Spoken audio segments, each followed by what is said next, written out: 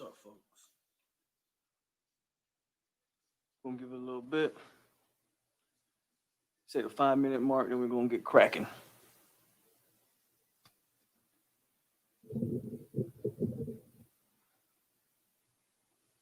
As you come on in, hit that like button, please. It's always good to see y'all.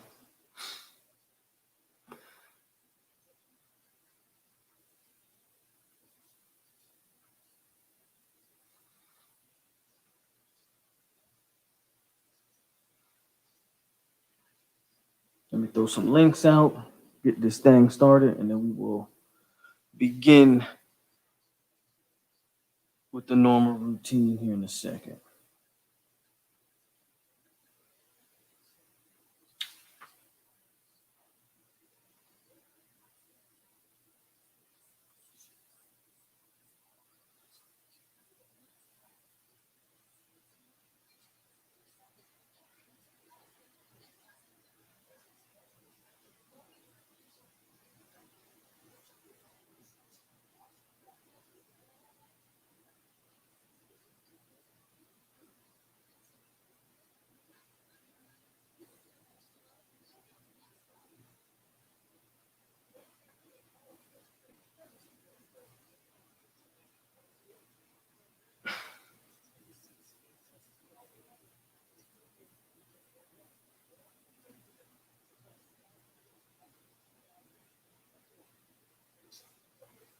All right, about to get started here.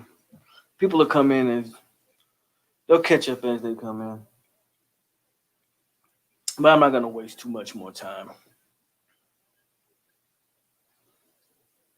First and foremost, if you haven't noticed, it's a new logo,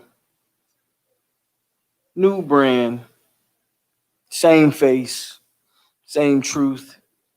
You guys are tuned into 863 Seminole TV, hosted by yours truly, your boy Polk, aka A-Lo Money, aka the goddamn truth. And we finna get into this. Am I happy? Sure, I'm happy. We won, and we ended up winning fairly comfortably. But there's some things, and I'm not gonna rant on the things that I think y'all think I'm around. First of all, let me shout out everybody in the section, in the comments. Shout out everybody before we get started. Lorenzo Trousseau, what's going on? Jarvis Jennings, tell him Jarvis, I do nothing but speak the truth around here. Raymond James, what's going on? Broke 19, yo. Panama, good to see you. Mr. Wolf, what's happening? Who else we got? Yellow, what's up? Bub, what's going on? Pay attention, what's up? One Tribe, how you doing? Bobby, what's happening? Sniper Gang, let's get it. All right. Beer Gang, what's up? Now let's get it. Before I get into the positives, which is the obvious, only the thing I've been saying, like my boy right here said, all summer. It's related, but let's get into it. Rose, what's popping? I'm convinced. I'm starting to lose faith.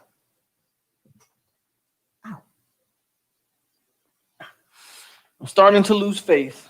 Island Boy was cracking. Maurice Ortiz. All right, let me get cracking. I'm starting to lose faith, man. And I think Jordan Travis may have saved. I'm not gonna say saved his job, but I think Jordan Travis just saved face for Norvell a ton. Norvell, if we play Jordan Travis against Georgia Tech, we win that game. Now, I'm not saying we would have beat Miami with Jordan Travis, obviously. That's not what I'm saying. However, if you would have prepared all those weeks leading up to Georgia Tech with Jordan Travis and develop or put together the right game plan, which we saw tonight, which was very run-heavy oriented, short passing, quick passing, and you let Jordan Travis. Don't tell me that Jordan Travis can't throw anymore, folks. I don't want to hear that nonsense no more. I don't want to hear it no more. You put together a game plan for the man, that man can be successful, and he can hold that spot until the guy, whoever it is, because Tate ain't ready. I've been saying Tate ain't ready. I was okay with playing him because damn, it was what it was. But Tate's not ready, and Chuba ain't ready. Jordan Travis can hold that spot down until one of them freshmen are ready to go. How the hell does it take to the third game of the season? Not until what? Midway through the second quarter for you to finally put Jordan Travis in, and we never look back. Jordan Travis plays from the jump. We're not even going to get into the defense yet because Adam Fuller, it's almost time for you to get the hell up out of here. If Travis plays from the jump, we probably put up 56. And shout out to Toafili because that dude is a beast, just like I've been saying.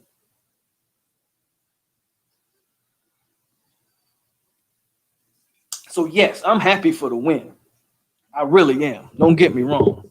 I'm happy for the win. But the game started off so poorly. And all I'm thinking is, as I'm watching this game unfold, and I'm watching Jordan Travis come in, and what did he... Somebody tell me in the comment. But off the top of my head, I didn't write it down. What did Jordan Travis do? All he did was score what? 35 straight points or something like that? Correct me if I'm wrong. It was like 28, 35 straight points. Come on. And now we just now seeing Jordan Travis? See, when you throw Jordan Travis in those packages like they were doing the first two games, the man can never develop a rhythm. You run 10 times in a row, then you try to have him throw the ball, and you wonder why his throws are in it. You put him in a game plan. If you game plan around this man's strengths and his weaknesses, the man can be effective, and you saw that tonight. I'm not too high because it was Jacksonville State, so we get all of that. But you saw how Tate Rodemaker looked at the beginning against Jacksonville State. This team jumped out. Jumped out to 14-0 on us. It was 21-7 at one point. Adam Fuller looks lost in the sauce defensively. Only pass I can give Fuller is there's still some position groups on that defense that are really bad. I.e. linebacker and defensive end they're still not what they need to be. Let me get to the comments.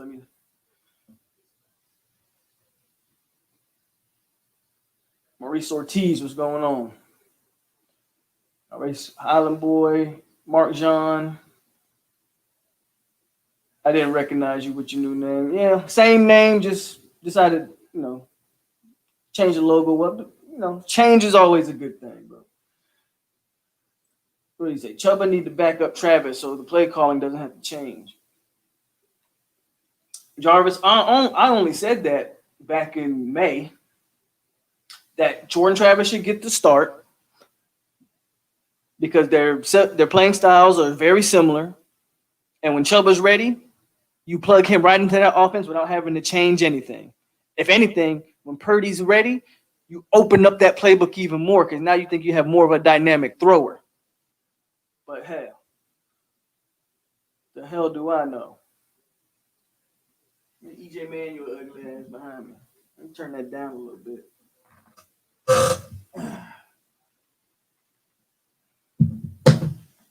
Rodemaker didn't look comfortable. He didn't. He's just not ready. And it's okay. It's okay for a freshman to not be ready. He's just not ready. I said that. It's another thing. I'm not here to toot my own horn. I'm really not. I told everybody who would listen, if you watch this channel, if you watch any previous channels that I was on where I would give my take, I told you, I said, if we see Rodemaker, we are in trouble. Thank God Jordan Travis showed that he's just not some bum off the streets like I've only been saying forever. Walt Bell, Jordan Travis battled injuries earlier too, Polk.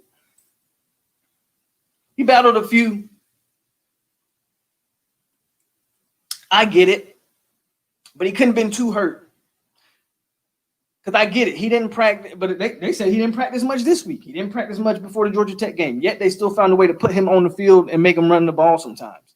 He didn't practice that much leading into Miami. Yet they still ran packages and put him in the game. And but here he started essentially the whole game except for the first quarter and a half.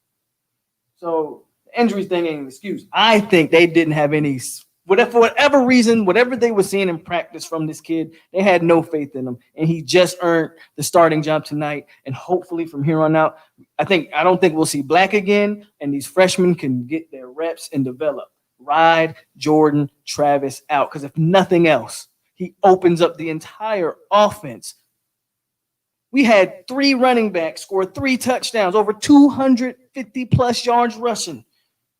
And the best of the bunch was that true freshman that I've been telling y'all about. That boy is bad. He reminds me a lot of Chris Thompson. I think he's got more wiggle though. I don't know if he has that big elite athleticism of he's obviously not a Dalvin.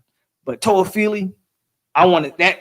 Give him the ball, feed him the rock. Webb's the second back, and Corbin could be a solid short yardage back. But I don't think Corbin should be the starter. Baggy fan for life. How did the false rumor of Jordan Travis can't throw even start unless he's been practicing? I think it was just because 3 coaching staffs had this kid. The Louisville coaching staff. Then he comes over to Taggart, and then he gets 3 coaching staffs passed over this kid. I think that's where the rumor came from. How does 3 different coaching staffs lay eyes on you and neither one of them want to start you when we have a glaring hole at quarterback? Listen, and people, I'm not here telling you Jordan Travis is the next Jameis or Charlie Ward. He's good enough. We should be 2-1 right now. I'm telling you that right now. We should be 2-1. I'll still give Miami their win. I got it. But we should be 2-1 with Jordan Travis at the helm. Not only that, pay attention. You know where he looked the best to me? Jordan Travis looked the best when he was scrambling. Like you said, he's scrambling and his head stayed up, and then he would throw the ball. And to me, the ball looked like it had plenty of zip. I ain't saying he's got the strongest arm in the world, but the ball had plenty of zip and plenty of accuracy. He threw his best balls when he was scrambling outside the pocket on the run. That's why we just now seeing this. Florida State love was happening. What's up, Polk? Good game. Jordan Travis should have been started from the jump. Yes, sir. Say goodbye to Black. I saw adjustments. I'm happy. If you can't adjust against Jacksonville State, well, I'll be damned. I saw good offensive adjustments. I still ain't seen no defensive adjustments, Tyler. You tell me if you saw anything on defense. Defense, my fuse is about to blow on this defense. Offensively, I did see adjustments, and I was happy with what I saw offensively. Oh, we didn't see Warren Thompson tonight either. Interesting. Toafili's nice. Travis. Look at that stat line. Is it the greatest in the world? No, but it was effective. Then you add on top of that the 3 running backs. Tamarion Terry showed up a little bit tonight. Keyshawn Helton was doing his damn thing. I mean, come on. Exactly, Jarvis. He was supposedly hurt this week, Jordan Travis. But he played. So I think that injury stuff, I don't know. I'm not sold on it. CJ, Polks, congratulations on the win. You called it for our personnel and scheme. I tried. Maybe Norvell should give me a call and I can help him out a little bit. I don't know, CJ, but thanks for tuning in. Walt Bell. That's exactly what it should be going forward. If Purdy's healthy, then yes, I want him in. Well, if Purdy's healthy, I want him at that 2 spot. Give me Jordan Travis from here on out until Purdy's ready. No need to rush him. We got LaVincent Brown. I think this is my first time seeing you in here, man. But thank you for tuning in. Our DBs are a bit overrated. I agree, LaVincent. Our DBs are a bit overrated, especially in that back end. Not having Travis J out there was pretty glaring. Not having Hamza has been pretty glaring. Our safeties are not good. Asante is Asante. We saw it again tonight. Asante Samuel is still that guy. That other cornerback spot is still leaving a bit to be desired as well. And the Power 5 is too much for Fuller. Yes, Fuller has to go. Now, that's where we'll segue. We'll talk about Adam Fuller in this defense. Look, at this point, feel free to disagree with me. Joshua Kendo and Janosh Robinson are the exact same player. I think I'm ready to move on thinking that Kendo's ever going to live up to the 5-star status that he had coming out of high school. Kendo kind of is what he is. I don't see anything explosive off the ball from him when the ball snapped. I don't see any kind of pass rush moves from the guy.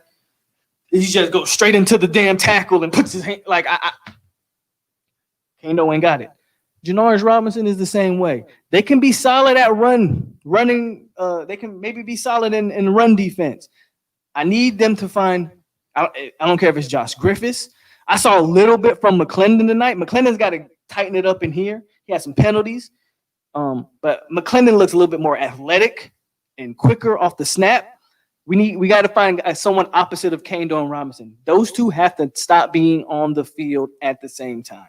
I don't care that they're redshirt juniors and seniors. That cannot be our best two matchups on the end because they are not explosive enough or athletic enough. We can have one. Also, stop standing Janoris Robinson up, Adam Fuller.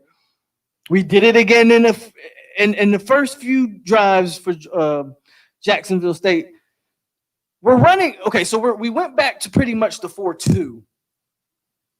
But they're standing Janoris and Rob, and I know that Fox position. And man, put Janoris Robinson's hand in the dirt. I don't want to see him standing up. So it was more. They did more of the 4 down, but they were still standing up the end, and I don't like that. Some guys just need to have their hand in the dirt, rushing the passer. And if you're not going to use him like that, then you need to put another person at that spot. Drop Gaynor down there. Have Gaynor opposite of Kendo, which I think everybody has been calling for. And let's go that route. But I'm sick of J-Rob. I don't want to see him and Kendo on the field at the same time anymore. In the secondary, there's a reason why we hadn't seen Cyrus Fagan until today. You saw Cyrus Fagan miss. I think he gave up a 40-yard touchdown. Asante is still Asante. Look, the only knock you can have on Asante is that he's small.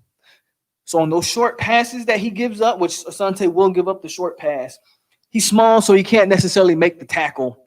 You see him struggle in tackling because he's little. But as far as coverage-wise goes, the dude he's honestly about as elite as there is in college football. I'm talking from his technique, the way he locates the ball, plays the ball, how smart Asante Samuel is. He's by far the best defensive back we have. We have to find another corner. Jerrion Jones played a little better tonight. I don't recall seeing much of Akeem Dent. I thought Ronaldo Green played a better game tonight. He from that safety spot. We missed Travis J. Sucks that he's on crutches, so I have no idea how long Travis J is going to be out. And Hamza, probably, I don't know, we might not see Hamza this year. Secondary has a lot to be desired. And the linebackers are still bad. Our linebackers are still bad. The young guy, I much rather see the young guys. Steven Dix makes mistakes, but I much rather see Steven Dix. I much rather see DJ Lundy, who got some burn tonight on offense and defense. I much rather see Jaleel McCray. Emmett Rice and Leonard Warner are bad linebackers. And that's essentially the rundown of the entire defense. Defensive tackles played better. They played better today. Finally, we had Marv suspended for the first half of the game. So we saw a lot more of Fabian Lovett. We saw a lot more of Corey Durden and Coop. I think True Thompson was in there a little bit. Again, our defensive tackles cannot be our primary pass rushers. They can't catch a quarterback. And we've played 3 straight games with playing mobile quarterback. So we got to get something off that edge. Let me hit the comments up. But if you come in here, man, hit the like button. FSU beats Jacksonville State 41-24. This is Saturday Night Live. You on 863 Seminole TV, and I am your host, Polk. Brother Brooklyn says, does anybody else remember ever seeing a blitz? I can't recall one. May have happened, but I didn't see it. Did we blitz tonight? I don't think we did. I can't recall seeing a blitz myself. Saw a lot more of that soft zone though, but didn't see much of a blitz. DeAndre Toole, y'all trash, barely beat them. Notre Dame is gonna kill y'all. Well, thank you, DeAndre. Thank you for showing up, you Candy Cane fan. No one asked your opinion anyway. With Jay out tonight, not one defensive player popped. No, they didn't. I didn't. The defense was really pissing me off. Again, offense, man. I keep going back like this offense. I expect this offense to continue to struggle. I'm glad that we found some type of quarterback play. They tried some different looks up front as well on that offensive line. I think Andrew Buselli got the start. Robert Scott at true freshman tackle got the start. They moved Devontae Love-Taylor in the guard. So they tried some new things here on that offensive line, which were interesting. I still don't want Bavion at center. I think he's a better guard. But again, offensive line, I thought the offensive line looked pretty good. Tate Rodemaker was holding that ball early. But there are some, no offensive line is perfect. You're going to give up some plays. But the stats back up that the offensive line has not been the issue this morning. Rose says Pookie Wilson led the receiving room. Yeah, they hit the receiving, they hit the screens hard and heavy tonight. And Pookie was really the main factor in the screen game. They tried to get him the ball in space a lot, and he did his thing. Definitely did his thing. Jay Play was up. Don't congratulate me on beating Jacksonville State. Anyway, I have a question. I'm not trolling that team. It was more of a high school speed. Do you think the game will be fast for Travis against bigger school? Let me ask you a question, Jay Play. Serious question. Against, what was it, Boston College last year, against the teams Jordan Travis has been in games with, whether it was Georgia Tech, Miami, this game, or you can go back to last year and look at those games. The game speed hasn't been an issue for him because he's still been able to outrun pretty much all of those defenses I just named. All of those defenses I just named, he was still able to rack up tons of yards running the ball. Just none of those games did they ever allow him to throw the ball. And in this game, they opened up the playbook and allowed him to throw the ball. You saw his quick decision making, right? They hit the read option, have a receiver in the flat, hit the read. He would look like he was going to run. He'd throw the ball quick out to the receiver. Like those are quick decisions that that Blackman or any other quarterbacks that we currently have can make. The speed of the game isn't an issue for Jordan Travis. Lars Woodbay. What was Lars? I thought he'd be, man, Lars Woodbay has been a disappointment. He has been a disappointment. Emmett Rice has been trash. Leonard Warner is trash. Raymond James was good. Yeah, don't look good for Travis J. I don't know what. I haven't heard a report on Travis J. Like he was listed on the depth chart, and then all of a sudden he's on crutches. So I don't know what the deal is with Dre, with Jay.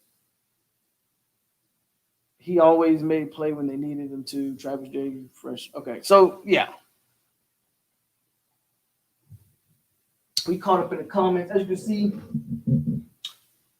I don't know how Bill you're gonna see. Let me check. I don't want to get in trouble for having that game on. But Virginia Tech is playing. Virginia is playing Clemson right now. It's 3-0 Clemson. Running backs played very well. Yes, they did. Let's talk about the running backs. Webb, again. Webb and Toafili are obviously the two more explosive backs. Does anybody disagree with that?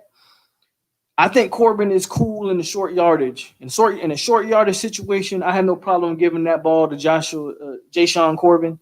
But LaDamian Webb and Lawrence Toafili are obviously the two better, more explosive, more elusive of the backs. And something about Toafili has something that you can't coach and you can't teach, and that's vision. Toafili's vision, I would say, is elite. Toafili's finding holes and slipping through gaps that these other backs they don't see. Toafili has been the most impressive of the freshmen that we've really seen so far. Toafili has elite vision. He might not be the most explosive or the fastest guy, and he's obviously not the biggest, right? Toafili needs to get his weight up a little bit, but I mean he's a true freshman. But his vision, you can't coach or teach what he's got. All things considered, I'd rather see 2-to-1 run to pass. We seem to be able to do it, and it keeps. Yeah, I completely agree. Heavy run. Keep Jordan Travis heavy run oriented. I'm with that all the way, Brooklyn. Take away the pick six early and only put up 17 against us. Without Tate, we would have had one or more 2Ds to start out with. You are right. Coaches should have known sooner what you get paid to know what you have in your players. You get paid to know. Norvell gets $1 million some odd dollars a year, whatever the hell he gets a year to know that Jordan Travis is more effective than a broken and battered James Blackman and a freshman who's just not ready to play college football yet. So I don't get why we didn't see him until now. That's number one. Number two, back to that comment. Even though the defense only gave up 17, you're right. Take away the pick six, and the defense really only gave up 17 points, and it's kind of bend and break. I got it.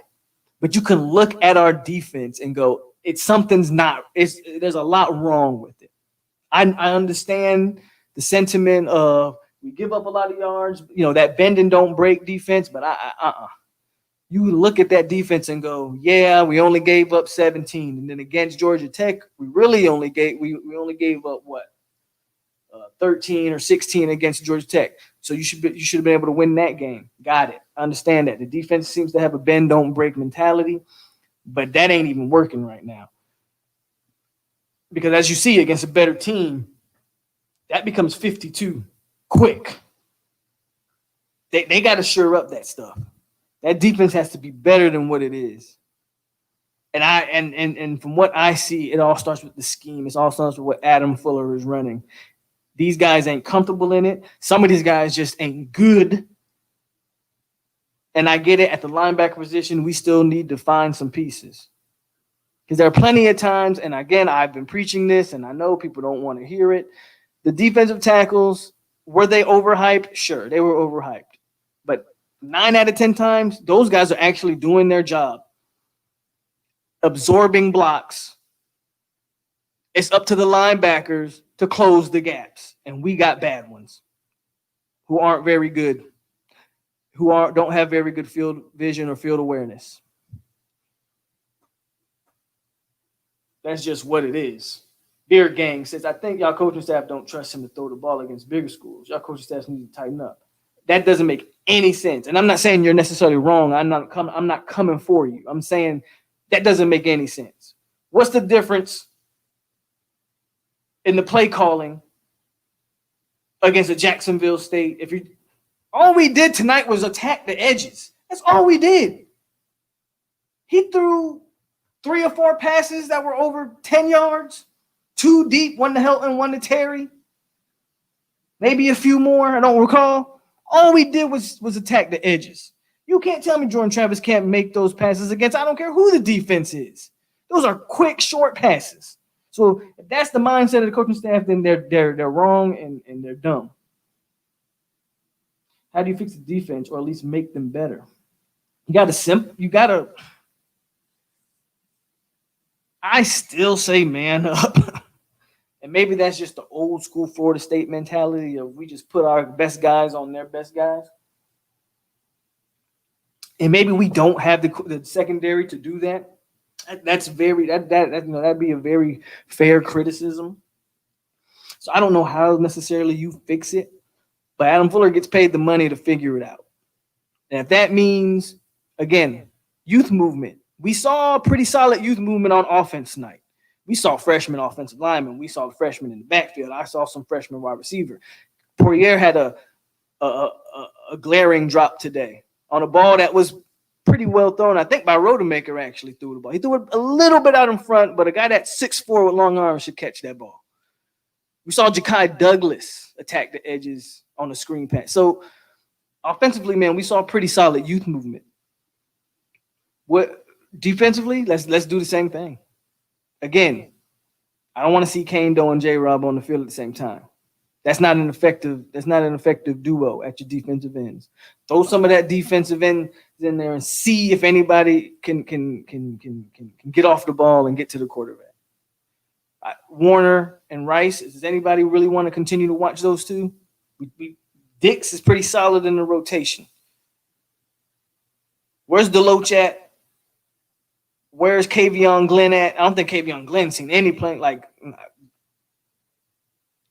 youth movement. Corbin plays timid, like he's afraid of contact. So I've been saying that about Corbin. And I don't even know if it's timid. He just plays slow. Corbin seems to lack any type of real burst. Corbin just plays slow. Toafili deserved to get that 100 yards tonight. Yeah, I was hoping they was going to let him get his second touchdown in that final drive and let him get his 100 yards. I agree. If Toafili adds about 20 to 25 pounds his frame by next year, he's going to be a serious. Toafili just need to gain weight, Rose. That's it. That's his only weakness in his game right now. But he needs to gain weight the right way so he doesn't lose that elusiveness. But the vision, again, especially for a true freshman, his vision is immaculate. And he's got great elusiveness. He doesn't have the top end speed, but he doesn't need it with vision like that. And you can see on some of the plays, he just doesn't have the weight yet to really, you know what I'm saying? I think, once he gets up to that 200-pound, 205, so Philly will be a serious problem going forward. So Philly's definitely a building block, James. Jordan Travis needs to be starter moving forward. Yeah, stick with Jordan Travis for the rest of the year because you have nothing to lose. 2, you're probably this close from ruining that first drive. Almost ruined Rodemaker completely, and you could see it. Like he threw that first pick, which was terrible, by the way. And I was scared we were going to see another downward spiral from another quarterback, which you kind of expect from a freshman. The problem with James is far removed from being a freshman. But no, you ride Jordan Travis out, man. You let Tate Rodemaker continue to get reps and build his confidence and let the game slow down for him. Same thing with Purdy. Make sure he's 100% healthy, and then you go forward from there. I don't care if you got to ride. Honestly, if you ride Travis out the rest of the year, and next year start fresh, I'm okay with that at this point. We're definitely lacking defensive speed at the linebacker position and at the ends for sure. I think Jordan Travis has an issue with learning playbooks versus an issue with his arm. Gator, first of all, what's up, Gator? But, I don't. Okay, so Kendall Browse didn't even have a playbook. Y'all remember that, right? Kendall Browse didn't have a playbook. He doesn't have a playbook. So what the hell he didn't have to remember a playbook for Browse, even though, granted, Browse was the one who ended up playing him. They didn't play Travis until Taggart got fired, and then Browse, when he had full control of the offense, then he did decide to play him. Granted, Browse still wouldn't use him to throw the ball. I don't know. I don't think it's that. What changed? Did he just learn the playbook in a quarter today and all of a sudden was making the right decisions, throwing, pitching? Like, we just saw for about 3.5 quarters, Jordan Travis. We just saw the best quarterback play Florida State has had since, name a guy, DeAndre Francois. Like, we just saw the best quarterback plays in the last 3 to 4 years today from a guy who can't throw and can't learn a playbook. Give me a break. So I think I believe we have an elite linebacker coach. I honestly do. If you go and check Marv's track record. As far as, I just don't think we have elite linebackers, and he's going to have to recruit that position to get his guys in there.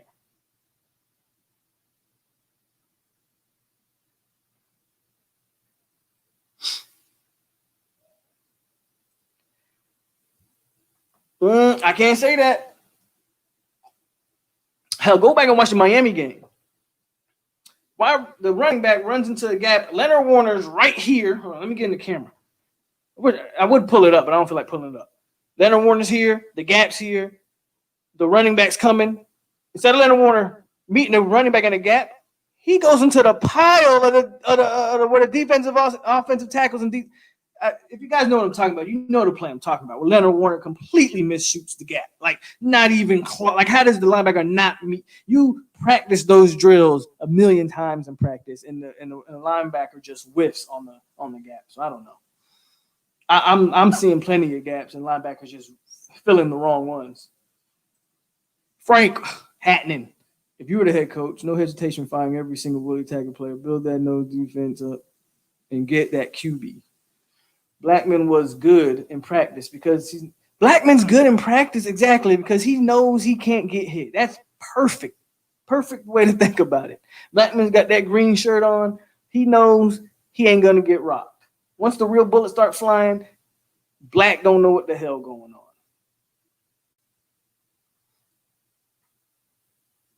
But I ran it for a little bit, man. I'm not trying to come on here and be all totally negative because we did win. And I talked about some of those good things, man. I still believe that offensive line has been 110% improved. I'm not saying they're elite. I'm not saying they're A-level. But if you don't see the improvement in that offensive line, then you just want to be negative and you ain't watching football.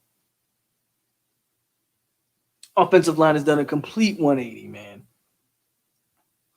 The running backs finally, we dedicated to the run tonight, and you see what kind of happened there. Running backs finally look good. Toafili has looked good to me every time Toafili's touched the ball this year.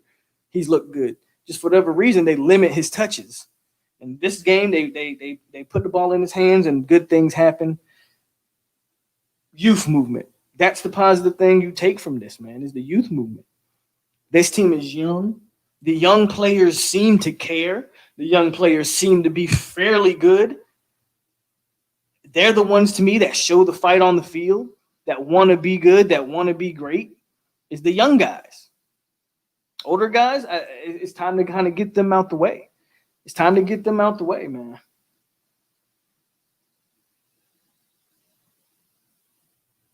Jalen White commits next Saturday, so we'll see where he goes. I think if you're Jalen White, you looked at this. You looked at this. You looked at this 256 or 250, whatever they ran, 250 plus rushing yards today as a positive for sure. I understand who we played, right? I'm not saying we played damn world beaters, but I think you look at it and you have to feel definitely confident. It's hard for Travis to showcase his game in practice because he creates more play. Yeah, that's true too. Jarvis is kind of on point tonight. Like a lot of the stuff that Jordan Travis does do too on the football field, a lot of it's really him improvising. If the pocket does break down, he's able to roll out. You can see him pointing down the field, telling guys to block, and he makes a play like that, or telling the wide receiver where to go, and then he throws him the ball. A lot of those plays are very much improvised plays. I'm hearing on the other channel, Travis J will be out for the next few weeks, maybe longer if true. That hurts big time. Yeah, we need him. He didn't look hurt today, and he didn't look like he didn't know the playbook. So I'm no more excuse or no more. Stop giving me reasons that Jordan Travis can't be on this field. Stop giving me I don't know if it's political or whatever you want to call it. I don't know who Jordan Travis pissed off in that locker room. I don't know, but that team let's not even talk about Jordan Travis. Just look how confident the team looked as a whole around Jordan Travis. At no point did the team look like they were down, even when we were down. To me, they didn't look deflated. They didn't look like, oh my God, here we go again. They seemed like they have tons of confidence that Jordan Travis was going to make the right play, do the right thing. Jordan Travis had a terrible play against Miami. But again, when you put that guy into certain situations and expect him to make a play, he's going to try to make a play. Sometimes he'll do that to the detriment of your team. Jordan Travis should have been the starter all along.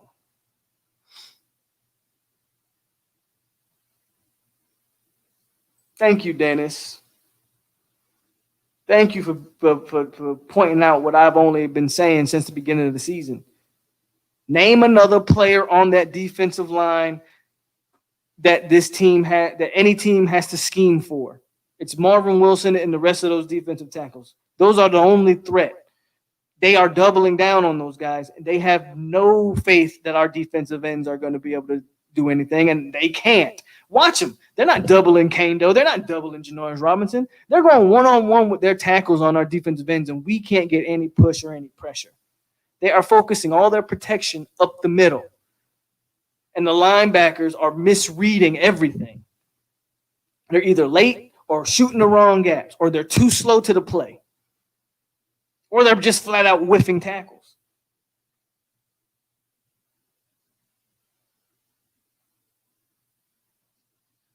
I think Virginia just got Virginia just picked off Trevor Lawrence. Oh, no, he didn't. Well, they said it. No, never mind. Don't listen to me. Clemson is driving. They're up 3-0. Polk, did you see Travis Point 12 to block the DB so he could run? That's exactly what Jarvis is talking about. That improvising. You break the pocket. The whole time he breaks the pocket, Jordan's eyes are down the field, looking. Doesn't see anybody open. He says, "Hey, Toafili, go block the DB." He goes and runs for the first down. I do think on that play was called back because of a holding, but still, you see him improvising. All that he don't know the playbook and all of that, or he can't throw. The man was obviously throwing, especially on the run. Them balls look pretty good to me. Again, I ain't calling Jordan Travis the next great FSU quarterback, but this is a guy that we could have been playing consistently, getting way more offensive production. You get more offensive production, this defense is off the field, resting, getting better. I mean, come on, man. It's simple football. Nobody cares about that, Donald. Sante's having a solid season. He said, hell no. There's times Marvin Wilson gets one-on-one and don't get no penetration. I'm sure there are times Marvin gets one-on-one. Everybody's going to get one-on-one. And I'm not making any excuses for Marvin because I understand Marvin needs to play better. I've only been saying that. But for every one-on-one Marvin Wilson gets that maybe he doesn't beat his guy, how many times was he double-teamed before that? How many snaps does Marvin Wilson have to fight through a double team? More times than not. But again, FSU 41-24, man. You are on Saturday Night Live. You are on 863 Seminole TV, and I am your host, Polk. Thank you for tuning in. Hit that like button if you're just joining us. We are talking all things college football tonight, and we are just happy as Florida State fans that we finally got to see us get a W tonight. Finally, we got us a W. We can move forward from this. Now we have Notre Dame next. Ooh, buddy. I don't even think Notre Dame's that great. But damn it, we ain't nothing to write home about either. So what do we do going into that Notre Dame game? Well, you got to take the tape from this game, right? You saw what Jordan Travis did well. You saw what he didn't do quite as well. You come up with almost an identical game plan here of heavy run, quick passes, zone reads, RPO, and it worked. Can that work against Notre Dame? I don't know. But I'd rather take my chances with that than to try to drop Tate Rodemaker or James Blackman back 30 times and try to beat them. So we have Notre Dame next. I don't know. Did Notre Dame play today? I don't know if Notre Dame played today or not. I didn't quite see. Didn't quite see. Asante Samuel's draft stock was going up. The only thing that's hurting Asante is his size.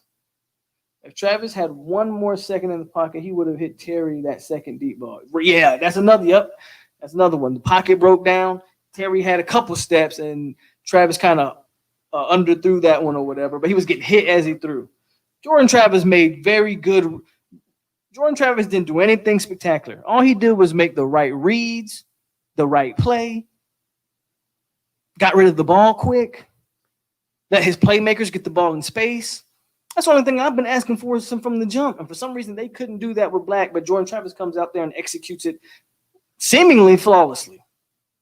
We would have beat Georgia Tech for sure. How about them balls? What's going on, Paul Davidson? I think the first time seeing you in here, and congratulations to your balls. Who did Tennessee play today? Who did Tennessee play? Don't even know. Not putting Chuba in making me feel he's going to come up wanting a transfer. Travis is a good runner. Chuba can. I don't see. I don't see Chuba wanting to transfer when you broke your collarbone and you've only been healthy for a week or two, and you want to transfer. Look, man. They're not gonna. First of all, if Chuba Purdy can break his collarbone in a controlled scrimmage, what the hell you think is gonna happen to Chuba Purdy against a Notre Dame that's gonna be coming out looking for blood and trying to really hit that kid and see what he's really made of? Man, there's no need to rush Chuba Purdy. Calm down. There's no need to rush him. We'll be fine. He ain't gonna look to transfer just because he didn't get to play tonight. Hell, he might not get to play the next game either. I wouldn't throw him out there against Notre Dame. That kid's gonna need real football snaps before we just start throwing. I mean, that was Tate Rodemaker's problem today. He got some garbage time play against Miami, and I guess they thought he was the goods. And he came out there against a Jacksonville State team that wanted to show him something, and he was a deer in the headlights. Stick with your guys. Stick with Jordan Travis and let those guys develop. Chuba's not going to transfer just because he didn't play today. I don't see that at all. Chuba not going to transfer. Him and Norvell chemistry is pretty good. That was just a dinner get together yesterday. It was just okay. Missouri, but football better with FSU and UT being good. Okay, y'all play Missouri. I mean, shout out to Jeremy Pruitt, man. Shout out to Pruitt doing his thing.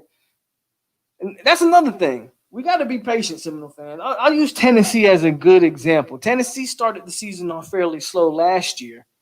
And you see how Pruitt turned that thing around in the middle of the season. I mean, Tennessee was not looking good in Pruitt's first – how many years has Pruitt been there? 2? Pruitt's been there 2 or 3, right? I think his first season, y'all didn't look very good at all. And then last season, y'all started the season off kind of slow, and then he turns it around halfway through the season. So we just got to be careful. We got to be patient, be solid, and tell Norvell to get us a real defensive coordinator. I think we'll be all right. I think we'll be all right. Chuba needs to stay on the sidelines. No rush to damage him this year. Exactly. Let him get fully healthy. No need to rush him out there so he can get beat up. It doesn't make much sense to me. Let Chuba not rush. Hold on a second. I'm checking my phone. Raymond James and bring Mickey Andrews out of retirement. Adam Fuller was trash. He has the talent and not coaching. I think he lacks he's lacking some key talent, to be quite honest with you. I honestly do believe he's lacking at some key spots, but he needs to go. Why Florida State fans so cold on Chuba and never play? It's not that we're sold on Chuba, but we've seen James Blackman and we know what we're getting. Chuba Purdy's the first blue chip quarterback recruit FSU's had since DeAndre Francois, if I'm not mistaken. They're just ready for a change. We're not sold on Chuba. I've been telling people to just slow down a little bit. But even me, I was like, man, I want Chuba day one, even if he's half of what James, you know what I'm saying? Because we've seen enough of Black. We're not sold on him. We don't know if he's going to be good or not. But you want to get him out there and you want to see it.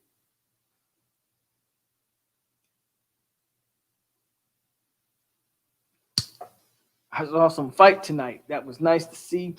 I still believe once Purdy's healthy, he's going to get the start because eventually Purdy will take over this program. But if anything tonight shows you have very similar game plan, you can allow Purdy to not only heal up, but you can allow Purdy to watch some of the things that maybe Jordan Travis does well. We all think Purdy has a better arm than Jordan Travis, right? But if Purdy can be half of the runner that Jordan Travis is, make the same decisions, I mean, you have, and can really get some air under that football and really put some zip on some of those passes that you need to have a strong arm to make before the defense is able to react, which is where I think Jordan Travis may actually lack. Most of the passes he threw tonight were pretty wide open, and kudos to the coaching staff on offense for being able to scheme wide receivers open. Good job for the wide receivers in getting separation on some of these plays. The question you have to ask is, can Jordan Travis make the tight window throw? I think that's where he probably doesn't have it and where Purdy probably has it. But Purdy should learn from all the things that Jordan Travis is doing right and continue to allow that game to slow down to him, because he'll be that much better when it's time for Purdy to get on the field. Again, we don't know what Purdy is ever going to be, but we know what we've had here, and what we've had at quarterback has been very bad. And this is the first complete game we've seen from a quarterback in a while. Black's had his games, don't get me wrong, but I think this might be the best game we've seen from an FSU quarterback since Francois. And I know Black's had a few games, but this game, at all times, Jordan Travis to me just looked like he was in control. Just looked like he was in control of it. You know what I'm saying? I'm going to be honest with you guys right now. Miami fans, I know you probably scouting out this Clemson game. I got this Clemson game on here behind me. It's only 3-0 in the first quarter, and there's about 30 seconds left. Virginia Tech, I keep saying Virginia Tech. Virginia looks like they're driving the ball. I'm going to say this, Miami. You guys got a shot. If that offense, because Clemson's not looking too good offensively. Clemson's not as good as they've been in the past.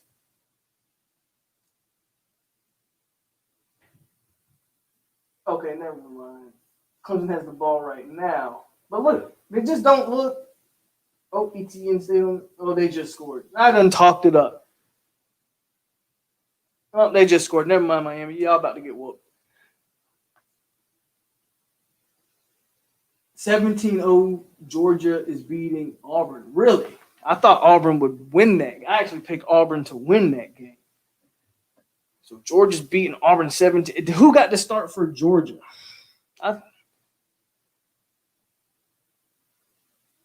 Yeah. Never mind, Miami. Y'all going to get smashed. Pat, what's happening? Jimbo. Did you guys see Jimbo? Can you really believe Texas A&M paid $75 million for that? Maybe I'm just hating on Jimbo because he still left us, but still, man. Oh, that Jimbo, all them. See, Jimbo got the game messed up. See, Jimbo thought facilities is what's going to win you football games. Jimbo forgot that being in the state of Florida is what got him that national championship. All them facilities that Texas A&M got in the world ain't going to help him win no football games. So all that BS Jimbo wanted, what's it doing for him right now? You got smashed by Alabama. But shout out to Jimbo. You got everything you wanted, and you're putting up mediocre results.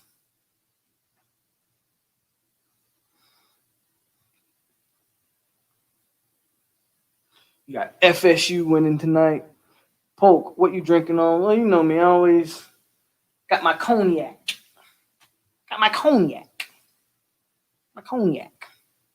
So that's what I'm drinking on. Just chilling.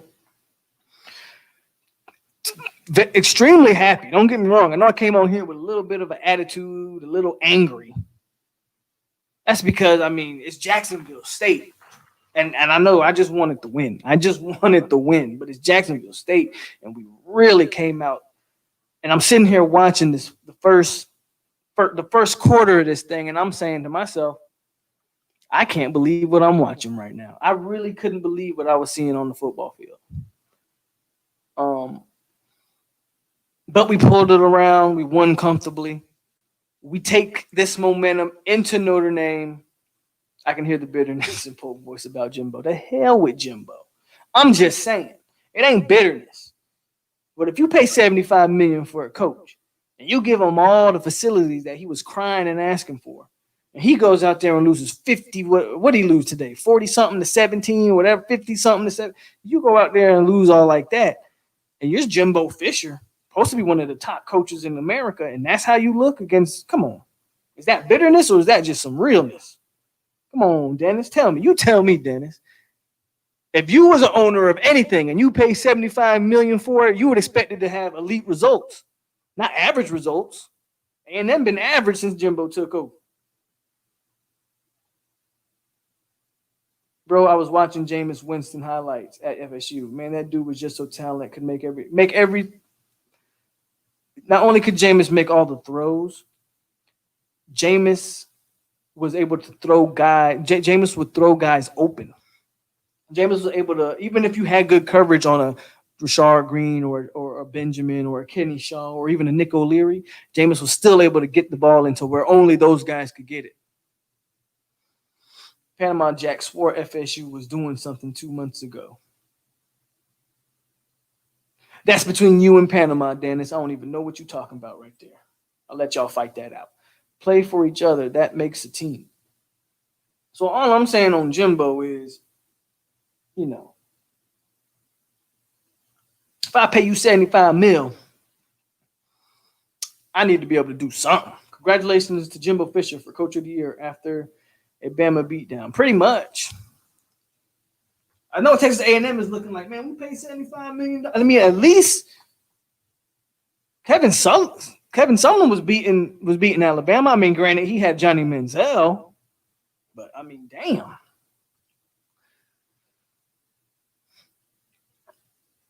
Who do you think is the best FSU player in the past decade? So it's 2020. So since 2010 up, who were the best Florida State players? That's who Sniper Gang's asking. I'm going to do a top 5. My top 5 FSU players the last 10 years. Let me think. I kind of got my top 3 I'm pretty solid on. That's tough. Since 2010. At number 5, this is kind of tough for me. Because I'm gonna end up leaving somebody off that I really want to keep on. But at number 5, I'm gonna put Timmy Jernigan. And I think Jernigan kind of gets overlooked. But when you go watch that national championship game, Timmy Jernigan was the difference in that entire game. When Jernigan was in the game, Auburn couldn't do nothing on offense. Whenever he got gassed and got out, that's when Auburn would start running and moving the football. Number 5 is Jernigan. At number 4, I'm going Rashard Green. Talk about consistency at wide receiver. Rashard Green at number 4, to me, definitely the best wide receiver this past decade. And just because of that, I'm putting him at number 4. He made the biggest play in that national championship. Well, maybe the second biggest play. But you could argue the biggest play in that national championship game. I mean, I know Levante Whitfield's run back for the touchdown and Carlos Williams' fake punt. Those were all good plays. But on that final drive, Rashard Green splits the tackle and goes for what, 50, 60 yards and really sets up an easy score at the end of that? Rashard Green, number 4. At number 3, I got to go Jalen Ramsey because Jalen Ramsey was represented everything DBU was and should be. Jalen Ramsey at number 3. Number 2, This might shock some people, but I'm going Jameis number 2. I know Jameis was all-time great. But Jameis has so much talent around him to work with as well. You cannot deny that, whether it was offensive line, running backs, wide receivers. Jameis just had he took that offense over the top because E.J. Manuel had those same weapons and couldn't do what Jameis did. So Jameis took that talent over the top. But number 1 has to be Dalvin Cook for me because the dude played with such a bad – Dalvin Cook carried Florida State his entire time here. And if it wasn't for Dalvin Cook, this rebuild may have started a lot earlier. Dalvin Cook is probably one of the most underrated running backs in the history of college football. The way he carried this team. Go watch a Dalvin Cook highlight tape. Dalvin Cook is probably the best FSU player in the last 10 years. That was a good question, though, Sniper. Made me think a little bit. But I would go Dalvin Cook. Yeah. Antonio says DC4. You say Jernigan has definitely got to be in the top 5. You got Telvin. You got Telvin for sure. Look at the names I left off. LaMarcus Joyner, Telvin Smith, Mario Edwards. I left some good names off of that list, man. It's tough. And I just wanted to do a top 5, but it was definitely tough. Winston definitely brought life to that offense. I'm not denying it. But I just think if you look at what Dalvin had around him and what Winston had around him and what Dalvin was able to do, the numbers Dalvin put up, look what he did against Michigan, against USF, Clemson, Miami. Dalvin, man. We won a lot of games because of Dalvin, and we won a lot of games because of Jameis. Don't get me wrong. Take your pick, right? Take your pick. For me, I think it's Dalvin. It's Dalvin for me. Yeah, Tyler's with me too. It's just Dalvin for me.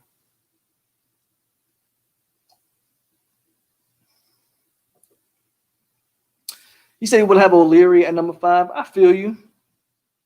It's just hard for me to keep Jernigan off of that list.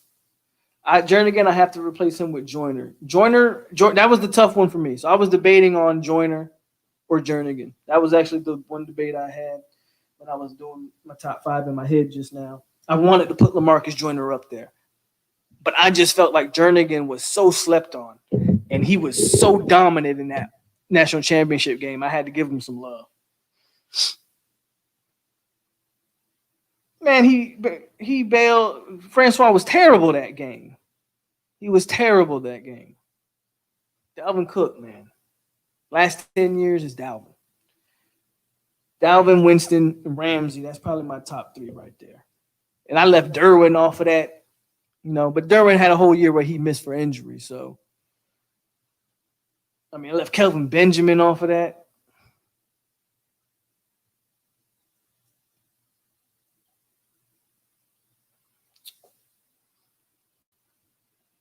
10-0, Clemson's up on Virginia. And we've just officially named Dalvin Cook the best player in the last 10 years at Florida State. So if you don't like it, too bad. Also, of course, there was a football game today, FSU 41. What was up with our kicker today? That's something I haven't touched on. Our kicker, man, Fitzgerald, what was going on with him today, man? Missed an extra point, missed a 49-yard field goal. They got to fix that. We were just praising special teams a few weeks ago, and what the heck was going on? I thought Travis J is, again, I go back to Travis J. We missed him on the kick return. I thought Keyshawn Helton had some good returns, but I felt like had Travis J got those same returns, Travis J probably took those to the house. But, man, Fitzgerald, why did we switch kickers? Because we had the other guy at kicker. Grothhouse or something. I don't know why they switched kickers because Fitzgerald didn't look like he had the goods, man. He didn't look like he had the goods at all. There's another thing we can knock, special teams. So there was a game, 41-24, Florida State get their first win of the season. We head into Notre Dame next week. We got to ride that confidence that Jordan Travis brings this offense next week. And they have to game plan for that. They have to game plan for him. And that means they need to script your first 3 or 4 drives off the bat.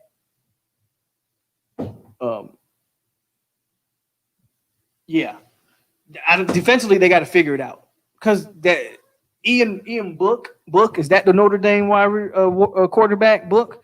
Man, he's gonna pick us apart if we continue to drop back into these soft zones and can't get pressure. So we got to figure defensively. We got to figure something out. Panama Jack says the Toafili's trajectory is headed up there to be a running back we remember for a while. Toafili got excellent vision, Panama. I'm excited for Toafili in the future. I ain't going to put him on the Cook level yet, but you could see Toafili can remind me of a Devontae Freeman type. Devontae Freeman wasn't elite at too much of anything. He wasn't elite. He didn't have elite speed, didn't have elite size. But Devontae was tough and had good vision. I think Toafili can be similar to Devontae Freeman. And Devontae Freeman will always be remembered for Florida State. So, yeah.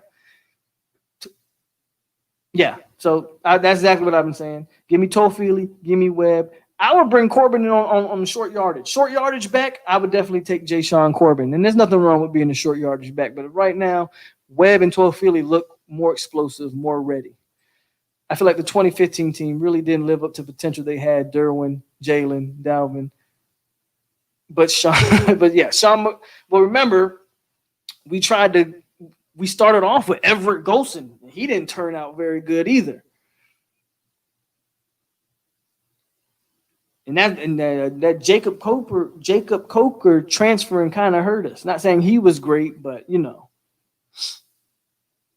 we ended up with Schmag and Everett Golson, and neither one of them were really that good. I would take either one of them over Blackman though. I've been saying play Jordan. What's up, Giuseppe?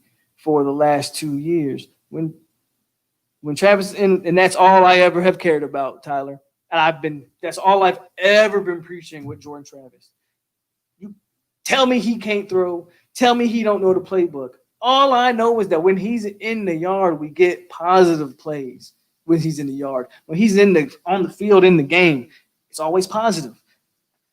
9 times out of 10, we're getting positive yardage. And then when you see what happens when you actually call plays to his skill set, you get receivers the ball in open space. You're able to take shots downfield because the defense is so worried about the run. It's amazing what you do, man. I heard about that, Jarvis. I heard that Notre Dame's they're getting hit with COVID pretty hard right now. That game could end up being canceled, which would be a blessing in disguise, to reschedule that game and get another week of healthy guys and more Jordan Travis. Either way, Jordan Travis is a poor man's Christian Ponder. I kind of like that comparison, Giuseppe. I kind of like that. People forget Ponder had some wheels on him. People forget Ponder could run a little bit, and Ponder didn't have the livest arm either. Yet Jimbo found a way to have Ponder get a first-round draft pick. Ain't that crazy? I kind of like that comparison. FSU took it. FSU took its downfall once they named Charles Kelly defensive coordinator. That was a Jimbo Fisher decision. Instead of going and hiring a guy, he wanted to promote Charles Kelly, and you see what that ended up being. There's a lot more to it than that, though. Shouldn't have missed that PAT, but that 49 field goal is not easy or short. I know. Absolutely right, Baggy fan for life. Absolutely right. I'm not saying that 49-yarder was a gimme.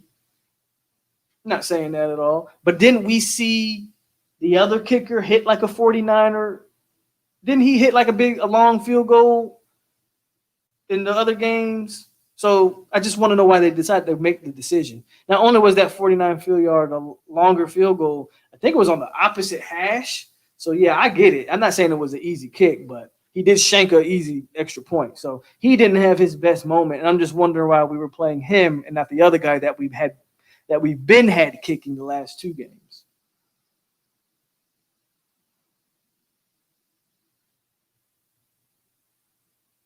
What was Butterfingers tonight? I mean, yeah, didn't see him at all. Twitter fingers wasn't on the field, and we didn't miss him at all.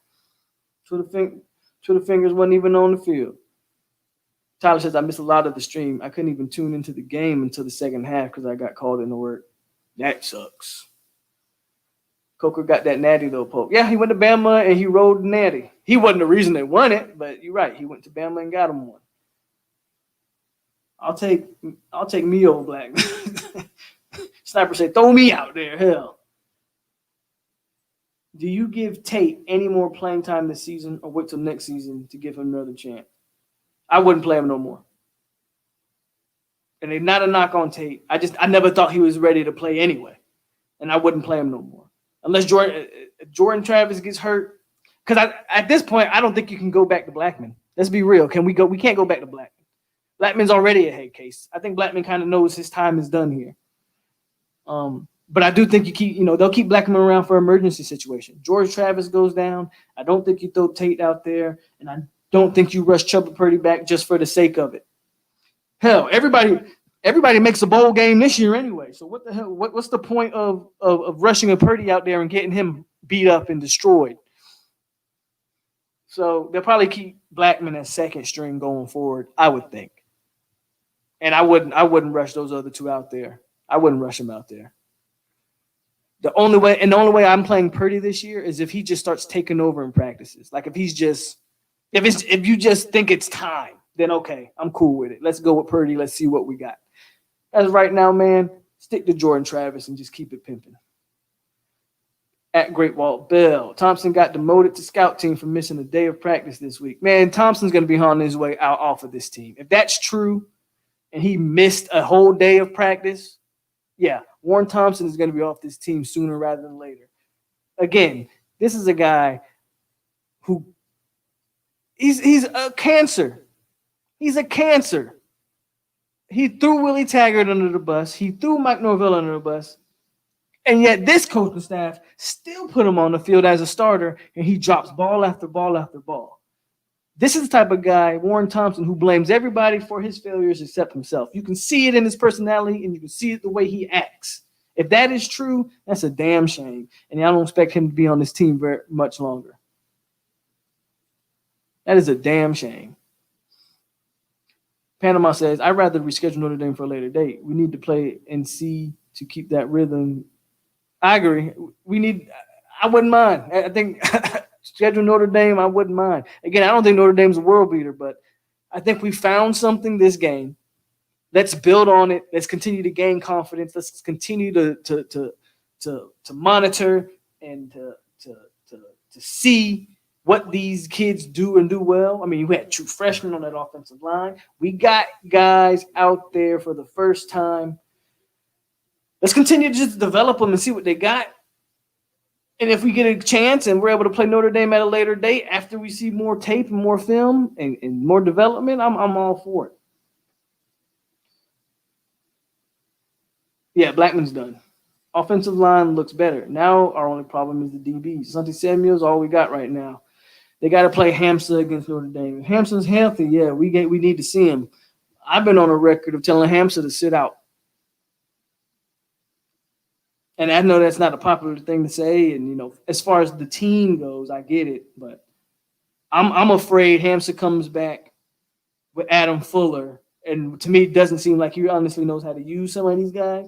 And his draft stock starts to go down. But absolutely, if you can get Hamza and you can get Hamza to play effectively and in the right way, in the right position, and use him to his strengths, you got to play Hamza nationally. That's the question. That's what I've been insinuating, Walt Bell. I'm not too sure he's been cleared, I think, for the last 2 weeks and hasn't suited up. I don't think they're going to play him. I don't think he wants to risk losing that draft stock. I think they may play him, let's say, against conventional wisdom. Florida State goes out here and we win the next 2 or 3 games. Then maybe Hansa comes back because you kind of, but I don't know. If I was Blackman, I would transfer now for next year. Well, Black, I don't think it doesn't matter because he's not going to lose a year of eligibility anyway. So if he transfers now, he won't get to play for the rest of the year.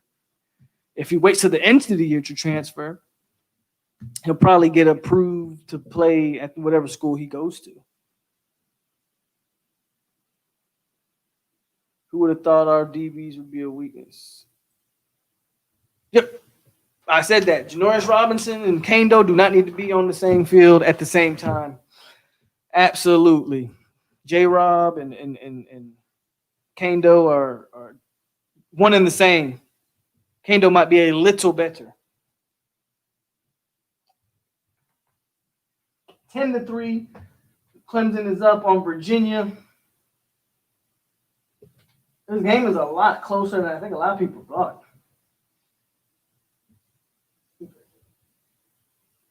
Just Clemson offense doesn't look as explosive as it's looked in the past. That could be a good sign, man, for Miami. Not that I care if you guys win or not. Quite frankly, I would love to see you get skunked. But, this might be the year for Miami. And a down year for everybody. Hell, maybe Miami can do some things. Who cares? What's up, Samuel?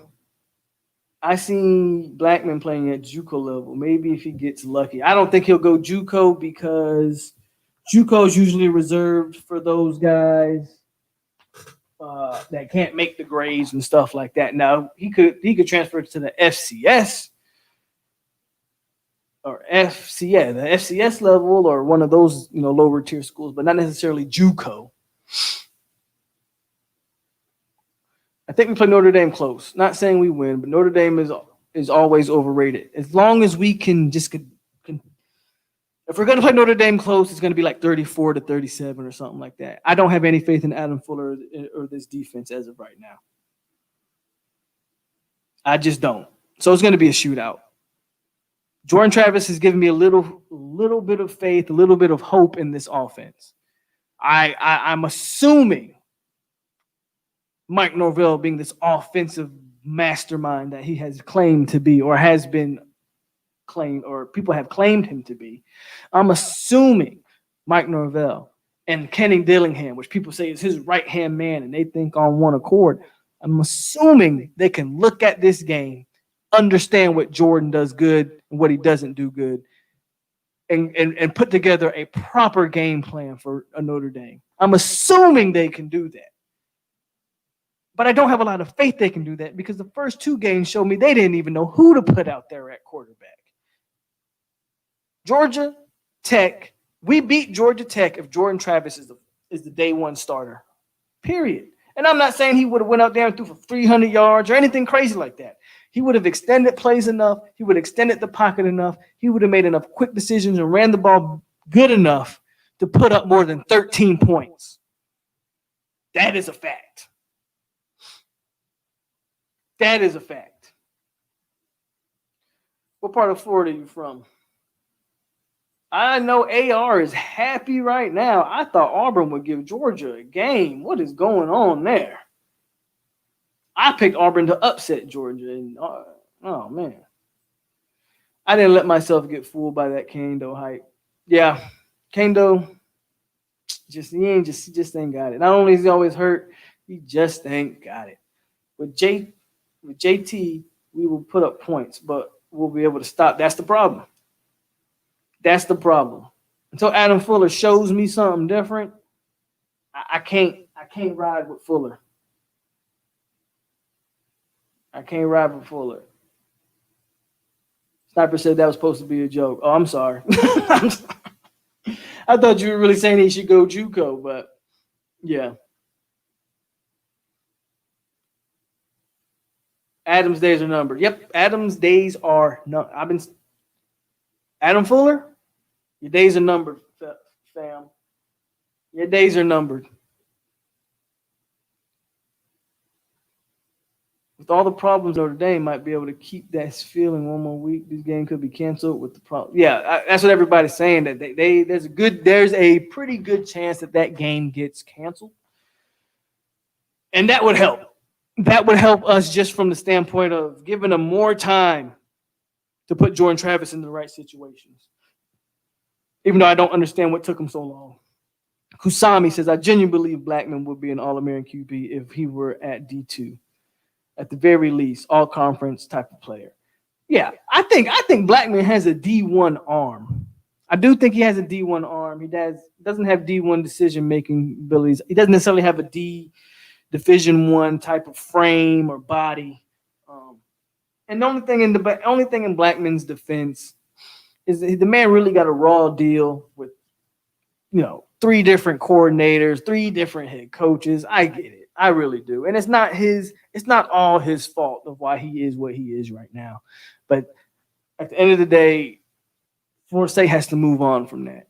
Unfortunate for him, but he can't be fixed right now. And we don't need to be trying to fix him. We got other guys on the roster that I believe can just be more effective than James Blackman. I like James Blackman. I really do. I think the kid has a lot of heart. I think he's a true Seminole. And I do. I really do. I just think it just ain't got it. It just wasn't his time. He got dealt a raw hand. He had to play the cards he was given, and it just if James Blackman was dealt the spades hand, he may have had 1 spade and no face cards. Like that's kind of hand he was dealt. Just bad luck. Durden looked so bad this year. I know he had a kid this offseason. Yeah, Durden doesn't look good. Durden had an injury. He had surgery this offseason too, so that could be playing a factor into it. But yeah, Durden has not been effective. Inglewood in the house. Fuller has too many weapons for our defense to look. I agree. Even if you don't have the pass rush per se, it still doesn't. The way Fuller's utilizing the defensive backs and the linebackers, when we all know we don't have the best coverage linebacker, and the fact that you're dropping everybody back in the zone, it's still, Fuller's not being smart. All right. That's okay. So you close. Okay, so you up north. You up north. Hey, Polk, why can't we recruit defensive ends and offensive linemen anymore since like 2012? Atkins doing his thing. Well, I mean, we got the 4-star recently, which is the first 4-star lineman we've had since what? Probably in the last 3 or 4 years. So we got him. I think we got a couple good 3-stars. We got some defensive ends. It's defensive tackle is really where we're struggling on the trail right now. It's all about the you. LOL, you all lost again. See, I always say, these New York dudes are crazy. I don't know what this guy's talking about. Them New York dudes, man. Word to my mother, B. Don't be coming in here with that hating, son. I don't know what these New York dudes be talking about. We definitely had Terry says, you and I talked about Fuller after the Georgia Tech game and his defensive history at Memphis. You're right, and how suspect it was. Yeah, I gave him a pass, and I think you were right, Terry, if I remember the conversation correctly, where a lot of people weren't high on him because of how bad the Memphis defense was. He gave up a lot of points, and my excuse for him was I thought they looked well coached defensively. I just didn't think he had the horses on the defense. Well, it looks like I was definitely wrong. Absolutely, Terry. I was definitely wrong because he's got horses. I'm not saying everybody on that defense is a stud, but he's got some guys that he can utilize. And Gaynor, this may have been Gaynor's quietest game. And I don't understand why we don't use Gaynor to more of a capacity in the pass rushing and just all over the field because Gaynor's that type of athlete. Fuller, his days are numbered. I'm not saying anything from Fuller that I like. Nothing. Tyler, who is that guy that is a weapon? Without a dominant dude in the trenches, it doesn't matter who is playing DB. Without a pass rush, that's for sure. Without a pass rush, that's one of the issues with the defensive backs too. There's just no one's getting any pressure. Quarterback's got time to scan the field. And then whenever you're playing a zone, I mean, even if you were playing man, but even worse when you play a zone, there's a hole in every zone, and all the receiver has to do is find the hole in it and sit in it, and you can get him the ball. But even in man, I mean, you can't expect you can run with a wide receiver for 10 seconds. We got to start getting pressure on these guys. What was in your head down I just couldn't believe what I was watching. I couldn't believe what I was watching. I'll say this. I thought if they chose to start with Rodemaker, I could have saw us losing that game. And I think once we were Jordan Travis and the offense got clicking, I said, okay, there's no way we're going to lose this game. I felt confident when Jordan Travis came in the game and started scoring and scored. After he scored that first touchdown, I felt pretty confident, like, okay, Jordan Travis is doing his thing. But when we got down 21-7, and I'm looking at Rodemaker looking like damn Blackman's brother from another mother, you know, the white version of James. He was looking like James Whiteman, as who Kate Rodemaker was looking like. When I saw that, I was like, oh my God, this could be bad. They have to make a change. And it's good they did. It's all about the who. The who? Oh, okay.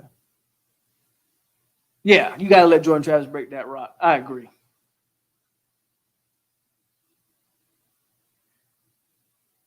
Robert Lassiter. Bruh, let me ask you, what's up with our defense? Why are we playing so far? That's all the scheme. That's all scheme. I don't know why Fuller is making those guys play back like that. I can't tell you. But you're absolutely right. That's what Fuller wants. Fuller wants these guys to play like that, is what it looks like to me, and I don't understand it. What's good? I like 55. 55, that's McClendon. You're talking about defensive end, right? That's McClendon. He was the one defensive end. I mean, Josh Griffiths is always popping off the field for a true freshman. I think that guy's got a lot of potential. But McClendon is the one defensive end to me that kind of looks like he's got a little bit of burst. It looks like you found your QB. Let's hope so, Hurricane Speed. Let's hope so. Fuller can get fired whenever Norvell wants to get rid of him. That's a Norvell question. Fuller, they can fire Fuller now if they wanted to. Oh, it was a pitch catch today. Cooper looked like an All-American. Polk, it was a pitch and catch. Cooper looked. You talking about Robert Cooper? What's up, Polk? Same name, just the channel name has changed. Y'all still call me Polk. I cut the rest of it out, so no more Polk County, no da. I'm just Polk. But the channel name is 863 Seminole TV with the new logo. Like I said at the beginning of the stream, if you're just now tuning in, it's a new brand, it's a new logo, but it's still the same face and the same truth. Same me, just changing things up a little bit. Team lacks some bend, some hip flex. I can agree with that. I can agree. Marvin Durden consistently graded out well the past 2 or 3 years. This new scheme comes in, and they're not getting that pressure. These guys are not being put in positions to make an impact. When you start twisting and stunting these defensive tackles, that's one of the reasons as well. Or when you play a 3-man front against Miami, where Marvin Wilson is playing over a tackle and not against a guard. Well, the tackles are the most athletic offensive linemen. They usually 9 times out of 10, the tackle is the most athletic offensive lineman on the field. You put Marvin Wilson against a tackle, come on. Like they're not putting guys in a position to be successful. Travis, there you go. That's Jordan Travis, 5 TDs, 5 straight at that, right? Wasn't it 5 straight or 4 straight? And he finished with 5, but had like 4 straight or something like that. Oh, there you go, in a row. See? That's why they say reading is fundamental. Our linebackers are bad. Our linebackers are bad. Our safeties can't compensate for them. And our linebackers are bad. Those 2 senior linebackers are bad. 35 and number 1 are bad. There's no ifs, ands, or buts about it. They're bad. This could be a repeat of last season. We put up points, but we couldn't stop a turtle. Let's hope not. But let's look at it. We should be 2-1, to be honest with you, instead of 1-2. If they just play the right quarterback from game one, we're 2-1. I believe Jordan Travis makes more plays than Jeff Sims in that game. Like, you can't convince me that doesn't happen.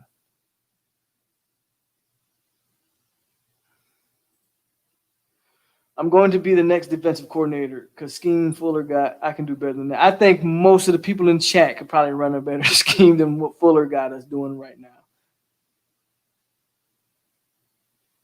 James Whiteman, man, that's what he is. He looked like James Whiteman today. I'm just saying. I'm just saying.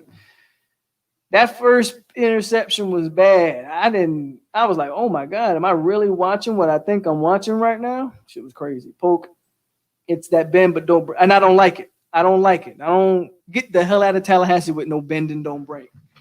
And FSU defense ain't never been bend and don't break. We always been full attack mode. Always. Haven't seen Curtis Fan at all, Rose, no-blooded. Don't know. Good question. I don't know. Haven't seen him.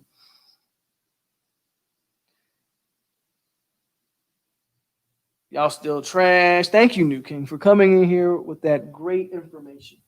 What is the score? It's 24-3. The game that started off close, Virginia looks like they are slowly going to get blown out here.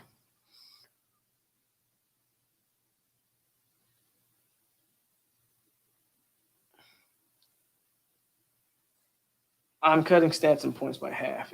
I understand that. Again, I one of the first things I came and said when I came on the channel. I'm not going to sit here and boost this team up over a Jacksonville State game that we should have won, and it started off ugly as hell.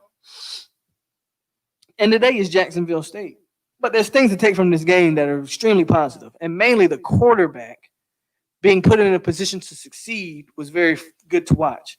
Young running backs looking like good vision, looking like they can play at this level was good to see. Those type of things you had to be offensively. Offensive linemen look good still. I will keep preaching that old line because all I hear, I get a million comments a day, and that most of them are. A lot of them I have to delete and block because people like to talk trash. But most of y'all know if you come on here and talk trash to me, but we just talking football, we good. But I get people in here calling me all kind of names, racist. Like I get all kind of crazy comments. I delete most of them. But one of the things people do comment a lot on my videos is the O-line sucks. We got to fix the O-line. Check the stats. Check the O-line stats for the first 3 games. Check them for the first 2 games. Check the stats and see where this offensive line has graded out. I believe it's top 10 in the nation. Just check the stats if you don't believe me. Check the numbers. Offensive line ain't been a problem. Linebackers definitely look better last year, which I don't understand why, because we got the exact same guys. Cooper. Oh, the Cooper kid from what's it called? Yeah, he looked good. It's easy to look good when nobody's pressuring you and every DB is playing 5+ yards off the wide receiver.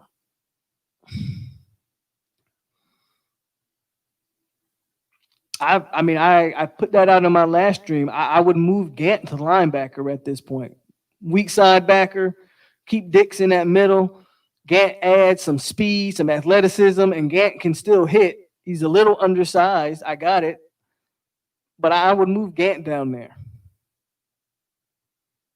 Can't do any worse than Warner or Emmett Rice.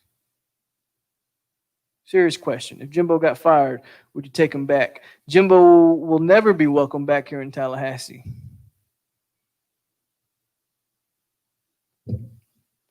Like, I'm going to just say this. I don't know if I've ever said this before, but I'm going to say it. I'm going to be real. I want you guys to look at Jimbo Fisher's career without Jameis Winston, and you tell me what's so special about Jimbo Fisher. Now, you have to give Jimbo Fisher 100% credit because he recruited Jameis. You have to give him that credit because he recruited him. He coached him, and all of that. But I want you to look at Jimbo Fisher's record with and without Jameis. You can include Texas A&M in it if you want. Texas A&M just paid $75 million for a 40-something to 17 ass whooping. I'm just saying. But I want you to look at Jimbo Fisher and tell me if that's an elite coach without Jameis Winston, without that one guy. That's all I'm going to say. With that said, I would have still loved to keep him because the man proved he can recruit elite level talent. Do you think it was a little small for his height? Derek Brown from Auburn last year, same height, but at 35 pounds on him. It depends on the game, Marv. It depends on the type of game Marv is going for. Derek Brown he's primarily more of a run-stuffing defensive tackle. I don't know if Marv's going to try to be a pass-rushing tackle, which isn't looking good anyway. And Marv could end up being a very effective 3-4 defensive end. I don't know. It depends on what Marvin Wilson's going for.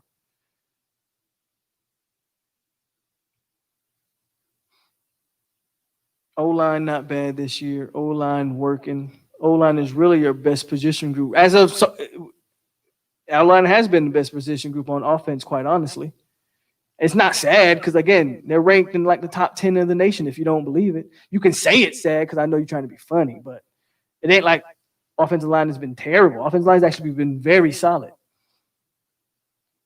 When Miami get that ACC level, then talk. I know Blood is always coming with the ACC talk. F. Jimbo, Blake Martin says facts. No D. Craig went and got. There you go. And I know Damian Craig did recruit him, but Jimbo still coached him. You got to give. You still got to give Jimbo credit for Jameis to a certain degree, right? But again, take away Jameis Winston, you tell me what's so special about Jimbo Fisher. But he definitely was a great. There you go. He was definitely a great recruiter, and when he wanted to be, before he got full of himself, and the national championship got to his head, he was a great talent evaluator. He was great at finding gems on the trail.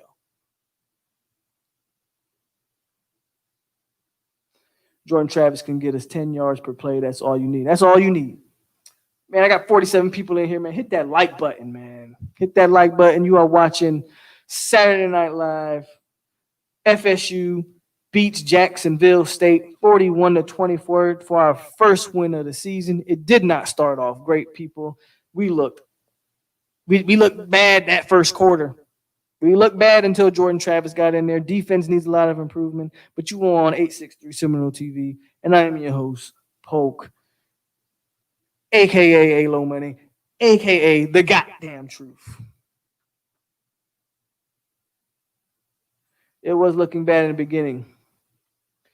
Most QBs can't run his. Jimbo Fisher said, because Jimbo Fisher is so specific in his details that, yeah. And you see what Jimbo was able to do when he got a quarterback that could do whatever he needed him to do without even thinking about it, right? You see what Jimbo's capable of. But literally, Jimbo has had one of those quarterbacks in his entire career. Granted, Jimbo made Christian Bonder and E.J. Manuel first-round draft picks. I do think he did that. But those teams had a lot of talent and underperformed. Most of Jimbo's teams have a ton of talent and underperform. There's no difference between that E.J. Manuel 2012 team that went up there and lost to NC State and got whooped by the Gators. There's no difference in that team than the one Jameis led to a national championship team the year later. What's the difference? There isn't any difference. The same players. The same players.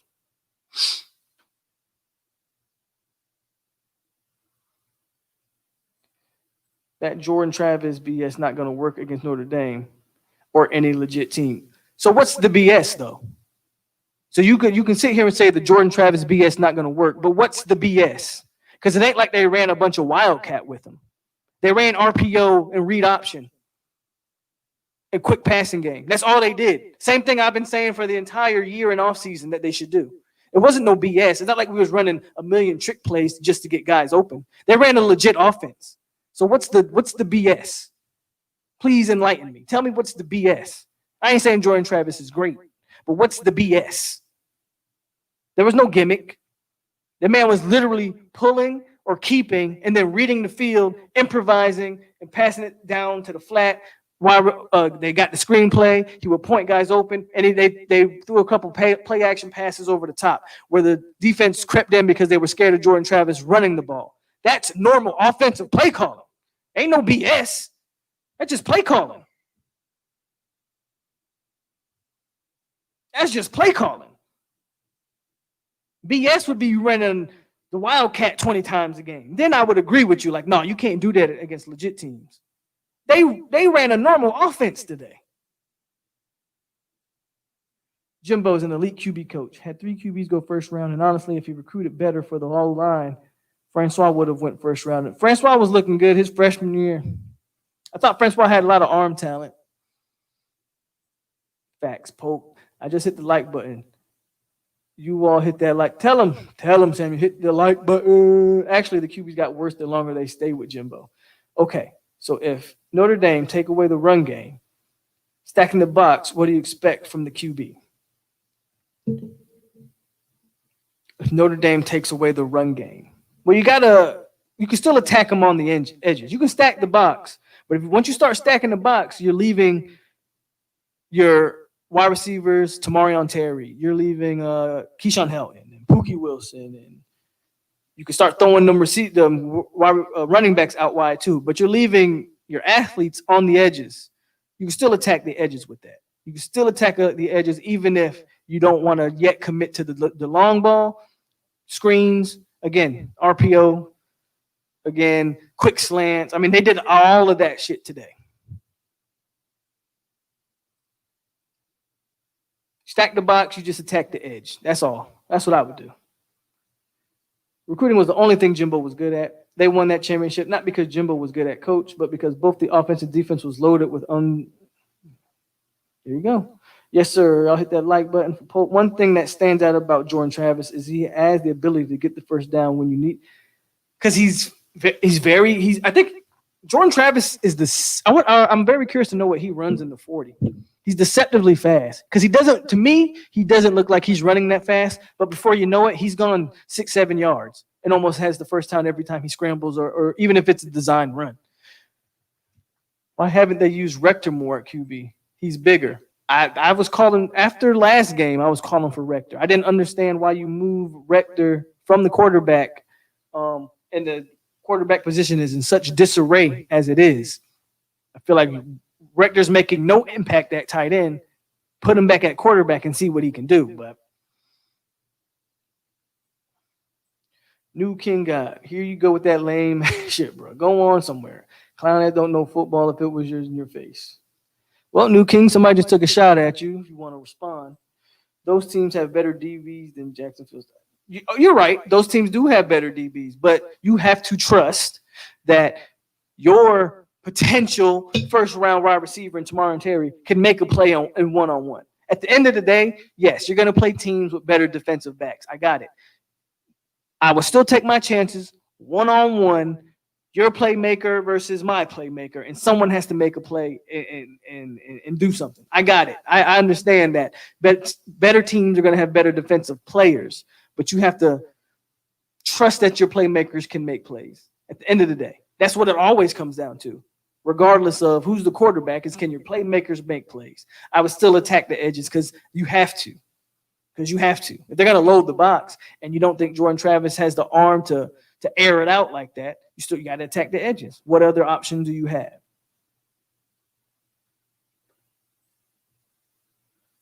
I need Travis to slide a little more. I don't want him getting hurt. He's a natural runner, man. I don't see him sliding. I don't disagree with you. I just think that when you have a guy like him, he's not going to slide. He's not going to slide. Travis' perimeter throws are on point. Exactly. His perimeter throws are on point. Maybe across the middle, or you're trying to get him to throw from one hash across the field. Yeah, he'll probably struggle with those throws. But come on.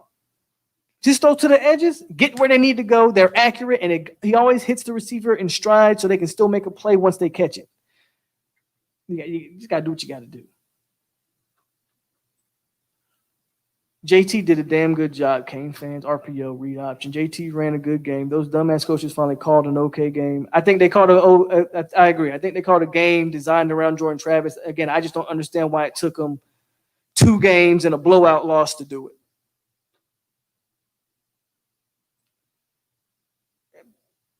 I love it. They can hit the thumbs down or hit the thumbs up button. I could care less. Just the fact that you came in here to watch me and hit the thumbs down, I love it. I love it.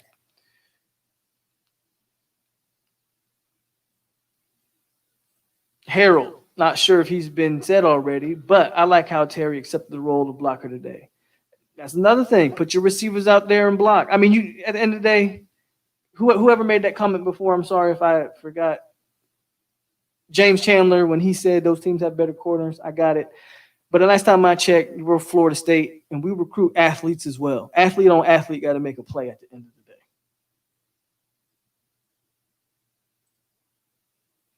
New King, here he's responding. Your O-line won't hold up against better teams. Look how y'all struggled against us. All y'all did was hold. See, you're changing the argument. You originally said the Jordan Travis shit wouldn't work. But the Jordan Travis shit wasn't anything spectacular. It was just running a normal offense. Now you're telling me the offensive line won't hold up. Again, go watch the offensive line. Offensive line ain't been a problem. Offensive line ain't been the issue. When you have a quarterback that's sitting back holding the ball, then the offensive line looks like an issue. So, again, I don't know. I don't know what you're talking about, though. No, I don't. I don't believe it. Could be wrong, but I don't believe it. Because he was listed. They didn't know he was hurt when they listed him on the depth chart, or were they just playing games? I just think they're moving on from him. I don't trust no one on offense until they show. I mean, I understand that, but you ain't gonna know if they can make plays until you put them in the position to make plays. I get what you're saying. I get exactly what you're saying. But hell, I know Keyshawn Helton can make some plays. I've seen him do it. I've seen Tamarion Terry make plays. So we got a couple guys at receiver that we think can make plays. Those other guys, we got to put the ball in their hand for them to do it. Because if you go with that mentality that I don't trust no one to make plays until if you don't trust them to make plays or don't give them a chance to do it, then we're never going to know who we got and who we don't got. So we got to put them on the edge. We got to give them that opportunity, put the ball in their hands and see what they can do at the end of the day. We need to utilize Cam more. I agree. They need to get Cam McDonald more in that quick passing game as well. I do agree with that. North Carolina barely beat BC today, so they're beatable. Everybody's beatable. FSU has to fix itself. We ain't beating nobody with the bad quarterback play we've had. But everybody's beatable. Sam Howell didn't look great today. I think he threw a pick today. Didn't look great.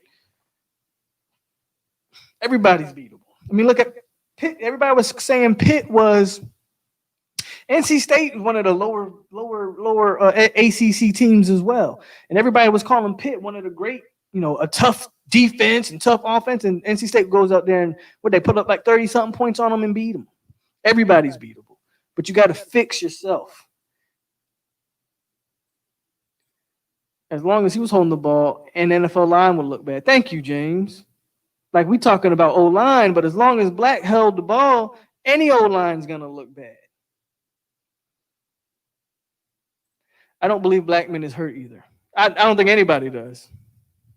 I'll say this about waiting a few games to roll with Travis. Norvell looks like he caught on a hell of a lot faster than that previous staff.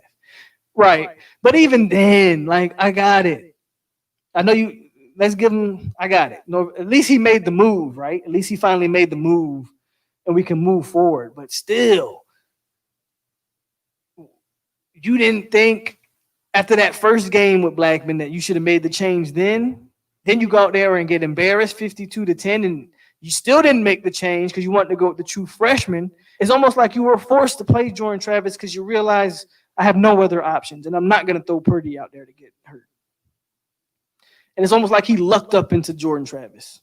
That's just what it feels like to me. Like he lucked up into it.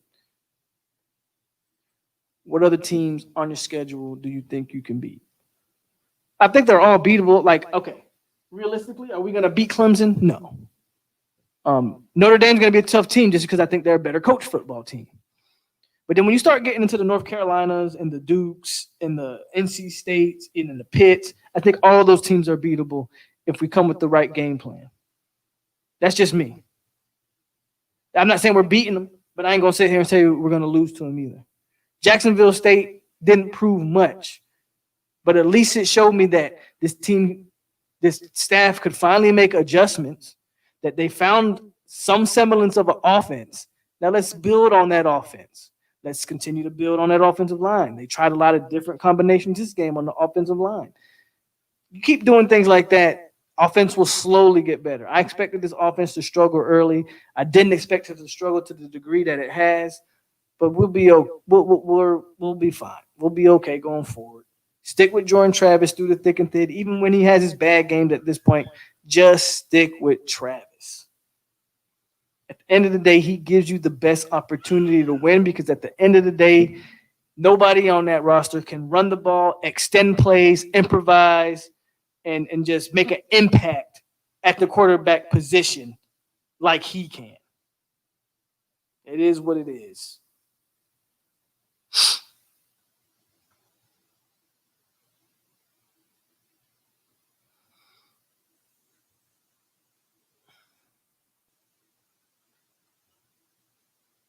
The ACC team has a lot of teams around the same level. That's what I'm saying. And everybody's beatable. There's one elite team in the ACC, and we played the probably second best team already.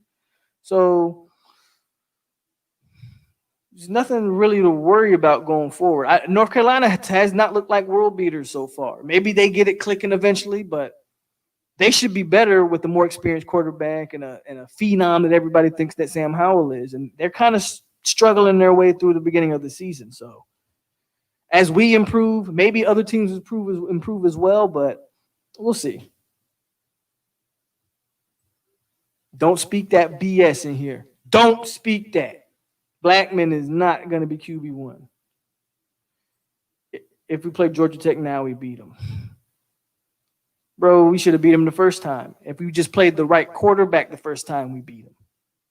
Again, we should be 2-1. We should be 2-1 right now.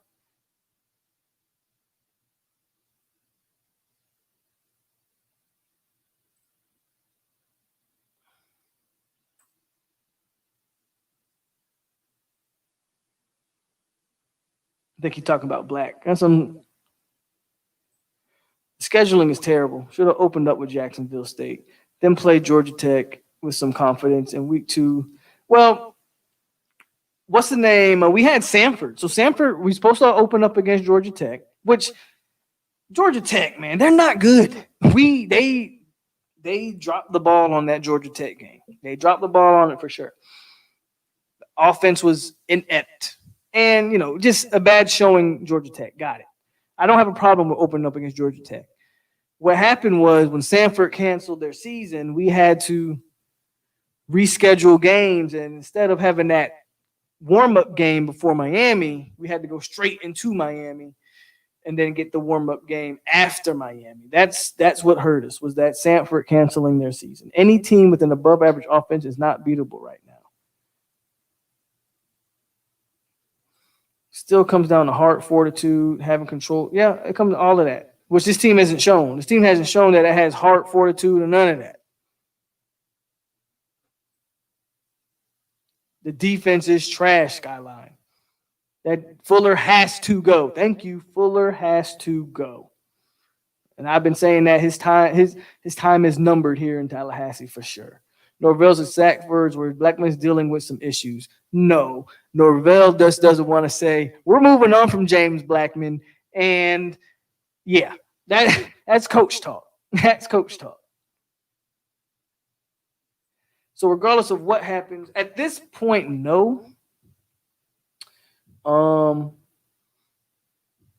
It doesn't make sense. I get if it's similar to the Miami game and we're down 52-10, I guess, then yeah, because by then Notre Dame's playing their second and third guys anyway. Throw Purdy in there, let them get some snaps, let them get some live game time. But I just don't want to risk. Again, Purdy broke his collarbone in a scrimmage game. What do you think is going to happen to Purdy if he's not fully healthy in a live game with live bullets coming at him? I don't want to really throw Purdy out there to the wolves like that.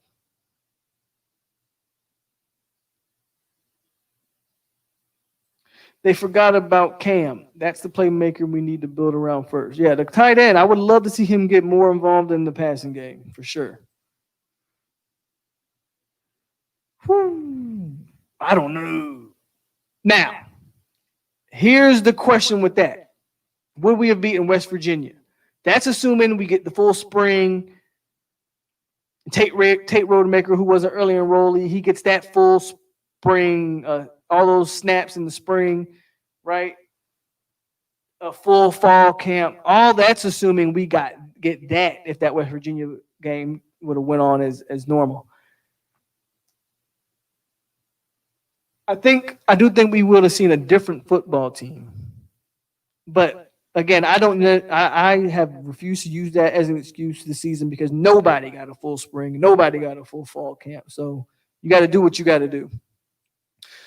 Are they losing? Who's Oklahoma playing today? I know they lost last week. They're not losing again, are they? They starting a freshman quarterback too, Spencer Rattler. But he's supposed to be really talented. He's supposed to be talented, but Oklahoma, Iowa State, Iowa State's, that's a well-coached, tough football team with a solid quarterback. Yeah, Blackman was dealing with his feelings hurt. The defense only gave up 3 points in the second half, 14 points in the first half. We need Ham back. Yeah, Lorenzo, what's going on? So the defense, they kind of buckled down there in that second half, even though I felt like they still gave up yards. Again, bend don't break type of defense, and I'm not really with it. We got some breaks. Like, we should have gave up that last touchdown. Luckily, ineligible receiver downfield helped us out there, but we kind of we almost gave that up. The defense, even with that said, the defense still has some glaring holes that need to be fixed. At this point, you got to roll with your guy. I always said if you have two QBs, then you have no QBs. At this point, I think Jordan Travis is your guy. You roll with him.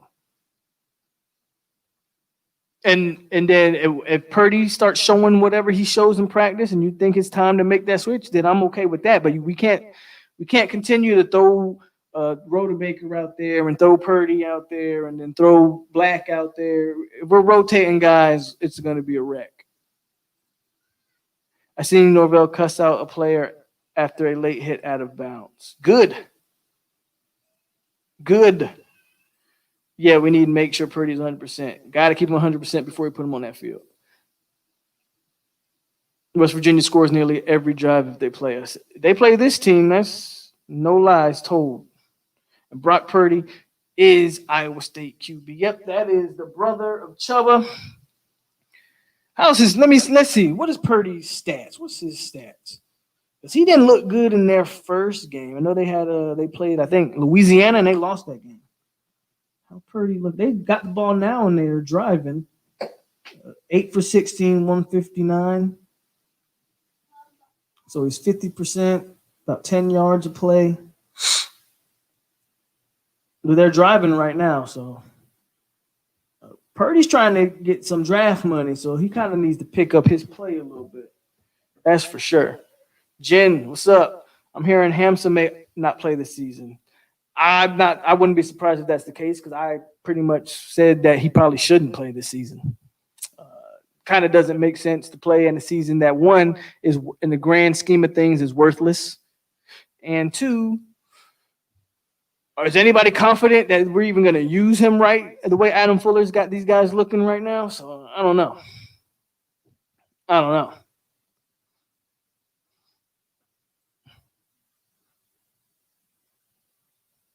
We're still at halftime on the Clemson game. Auburn is still getting demolished by Georgia, which is that's the most surprising game to me. I thought that was going to be a good game. UCF is beating Tulsa. Arkansas is beating Mississippi State after last week. Look at that.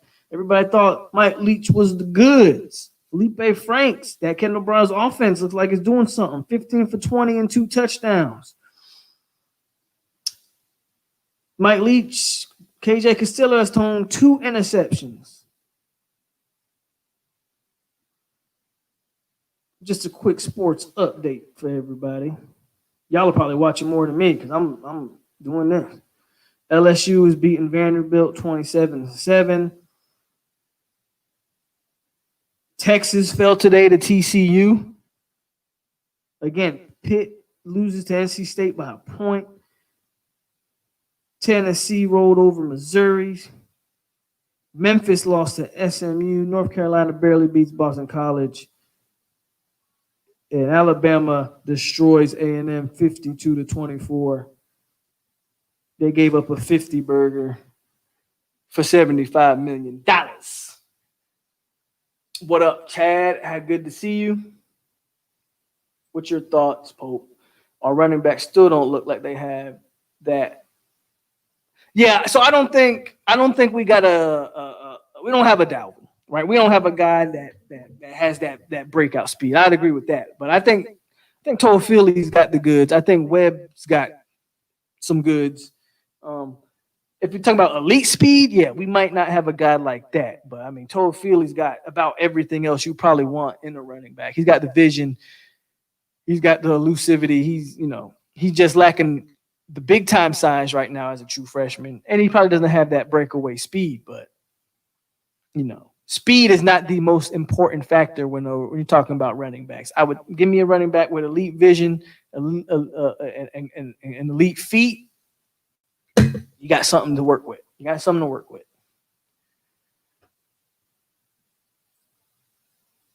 Sante Samuels, top 10 cornerback.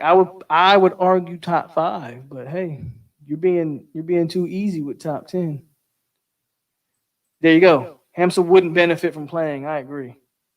He would only hurt himself from playing. Stock would only drop because Marv is losing. I said Marv is losing money by the game. Bo Nix is overrated. I see. I thought Auburn would be better. I really did. Webb looks like he has the burner. Webb's got some. What I like about Webb is he's small and he's got that low center of gravity, so he's got some power with him. I don't know if he's got the gift that I'm out of his speed, but again, Webb and Toafili to me look like they got the goods. Webb is a mighty mouse. Yeah, there you go. That's what I was just saying. He's small and he's got that low center. Reb wants a heart. He's going to try everything to stay right. Yeah, Webb has great balance. He does not go down easy. Watching some PCB on Fox Sports. PCB. Talking about boxing? Hold on. No, what are you talking about? Yeah, you talking about the PBC? That's what you meant? PBC?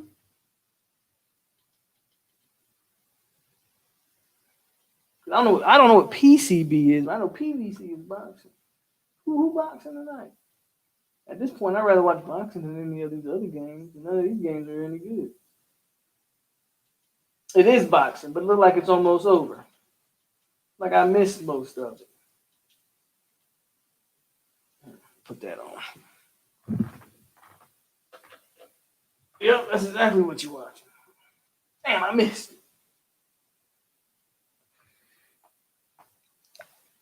In my opinion, Leach offense not going to work. I said that from the jump, but he surprised me in that LSU game. With the QB throwing 20 balls at a time. Yeah, I said that. I said it from the jump. I said I don't think that Leach stuff going to work in the SEC. But he came out game 1 and put up points against the defending national champions. Granted, a depleted defending national champions. So I didn't think there'd be much of a drop off against Arkansas, but I was wrong. We need to have Travis throw some screens. Like he didn't throw a million screens today. They threw a ton of them. Yeah, PVC. I appreciate that, Rose. You know I love my boxing. There you go. Got some more boxing fans in here. Sandra, how you doing, ma'am? Good to see you. As much as I hate the Canes, it would surprise me if Miami. The way Clemson's looking, I agree, Bobby. As much as a delusional fan base they are, it wouldn't surprise me. Clemson does not look like they are, like Alabama to me looks like they just don't miss a beat, right? Alabama is looking like the goods so far. I mean, unfortunately, Florida looks like they pretty much the goods so far. But Clemson look like they're still working some things out. I don't know what it is. Where is Warren Thompson? He was probably on Twitter. Probably on Twitter tweeting about how Mike Norvell lied to him again. Because I didn't see him either, Chad. The Oklahoma game's good. That looks like that's the only good football game. Because last time I checked, Iowa State was driving on them. Iowa State was driving on them. That'd be that. Now that's if a Brock Purdy can pull out that game, and he's the reason why they win the game because he's making throws and making. That's a good boost for Brock Purdy. Quite frankly, he needs it. We just need to move the chains back right now. Alabama's gonna win it all. Alabama's looking like the goods, man. Alabama's looking like the best team. Who you got? Miami. I got Clemson, and I just think Clemson's a more deeper team. But you can't put anything past a team that's hungry. And Miami, if they go in there hungry and really want it, they can pull an upset. Why do you think that we don't play more man on defense? Ask Adam Fuller. I don't know why. I can't answer that question because I don't understand it. I don't understand it. I don't understand why our corners are playing 8 yards off of a receiver on 3rd and 6. Don't get it. You never will make me understand it. That's a good question for Adam Fuller, though. Walt Bell laughing at something. Or he laughing at that Twitter. Yeah, he was on Twitter, man. Warren Thompson was on Twitter tweeting about Norvell not giving him playing time or something because that's all he's good for. If you want to tweet, you call up Warren Thompson, boy. He'll drop you a tweet in 5 seconds. But if you want to catch passes and touchdowns, there's other wide receivers for you to hit up because Warren ain't the one.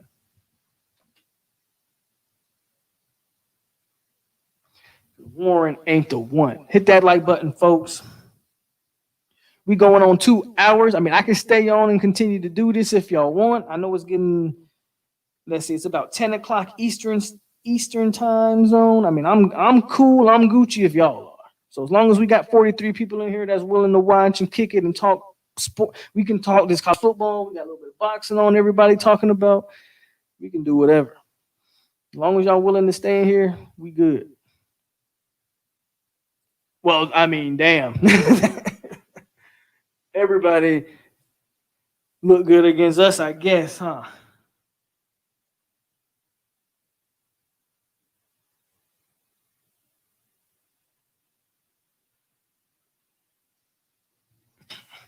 You said you watch boxing. I was watching Tyson Fury against Wilder, man. That dude is a fighter. He huge.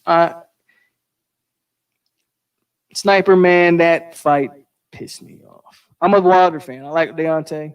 I like Fury too, though. I think Fury, man, for a guy his size, Fury's a very good boxer, man. Very good, skilled fighter. I'm just a fan of Wilder, though, and I think Fury just caught him at the right. He caught him with the right punch in the right spot back here. Wilder can never get his stuff together. Can't wait for that third fight, though. No, man, Warren is an introvert, my ass. What you sipping on tonight? Tonight, I just got a little bit of cognac, a little bit of hen dog, nothing too much. You see, I'm just sipping lightly.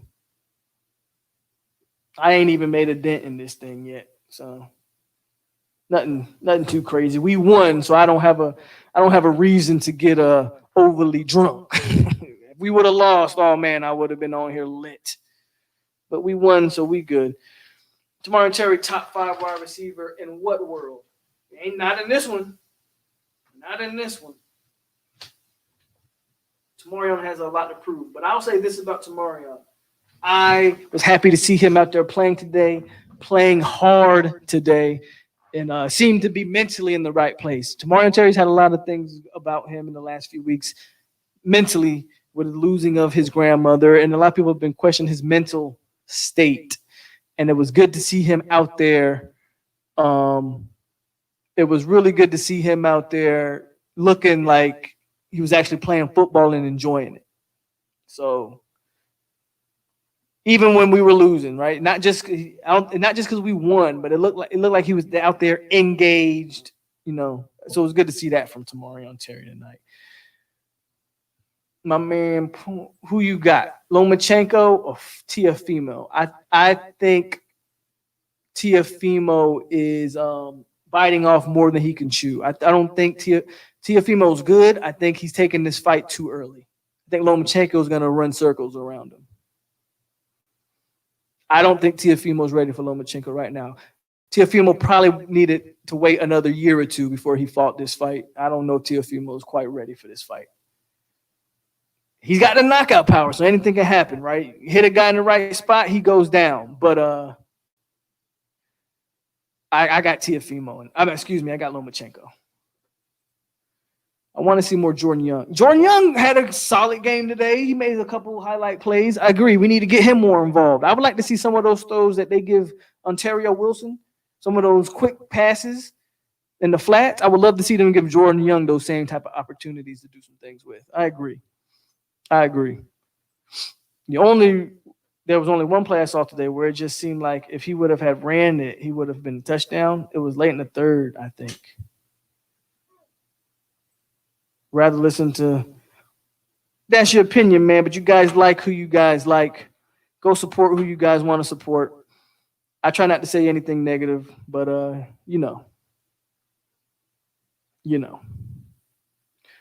The reason I don't want to see Purdy is because I'm a Jags fan, and I've already seen what happens to players in rushing the play. Nick Foles last year on the Jags, nothing. Yeah, that's true. I don't want them to rush him either. I do not want him to rush him.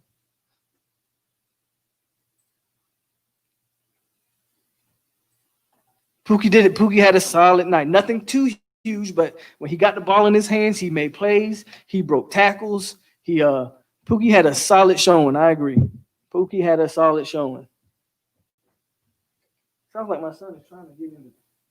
What do you want?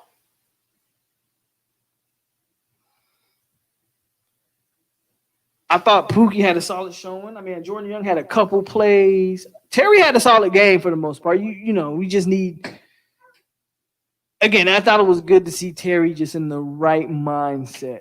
I felt like the first games of the season, he did not look like his mind was in the game at all. He looked like he was on the field, but he was somewhere else.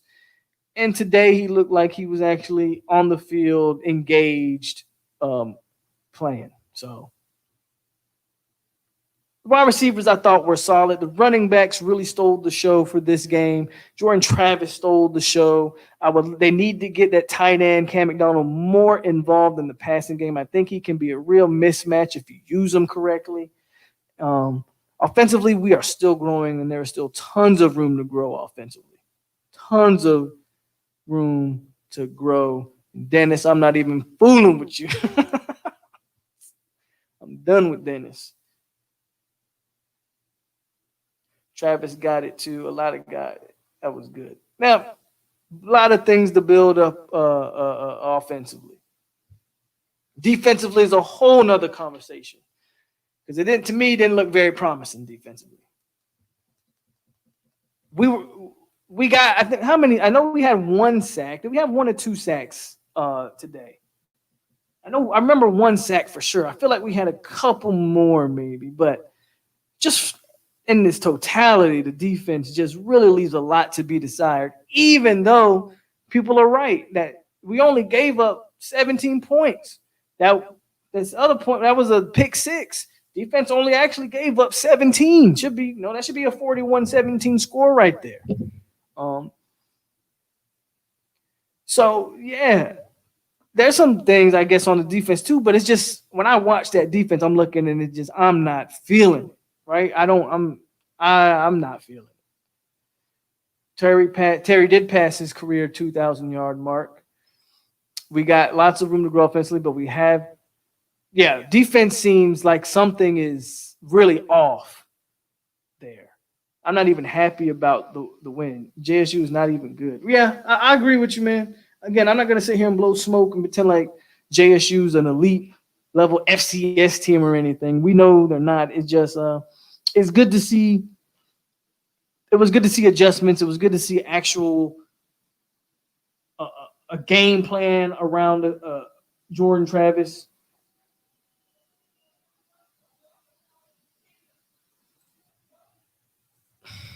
I hope these FSU players aren't feeling themselves. I agree. I hope they don't get the big head, but that's why you have coaches.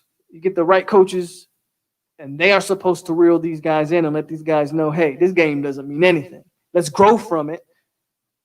But ultimately, man, that brings me to like, so I'm watching the game and I'm listening to the commentators, and they're like, do you think they're going to give Norvell the Gatorade bath for winning his first game? And the whole time I'm sitting there, I'm saying to the TV, my wife would hear me, and I'm like, they better not do a Gatorade bath after winning this game. I would be so embarrassed if they would have did the Gatorade bath or the Powerade bath, excuse me, after beating Jacksonville State. But the commentators were really trying to push that narrative.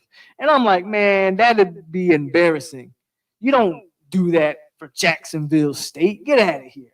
And I didn't see it. Somebody tell me, did you see it? Because I didn't see it. So I did turn it off after it hit 00, and I didn't stay to watch it. So I really hope they didn't do that. Please tell me they didn't do that. No, in fact, don't even tell me if they did it. Just let me believe that we didn't do that.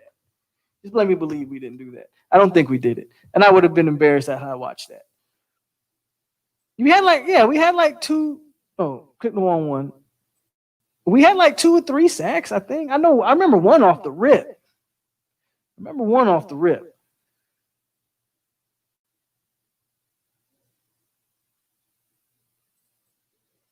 Polk, so go over who would start on defense again, please, sir.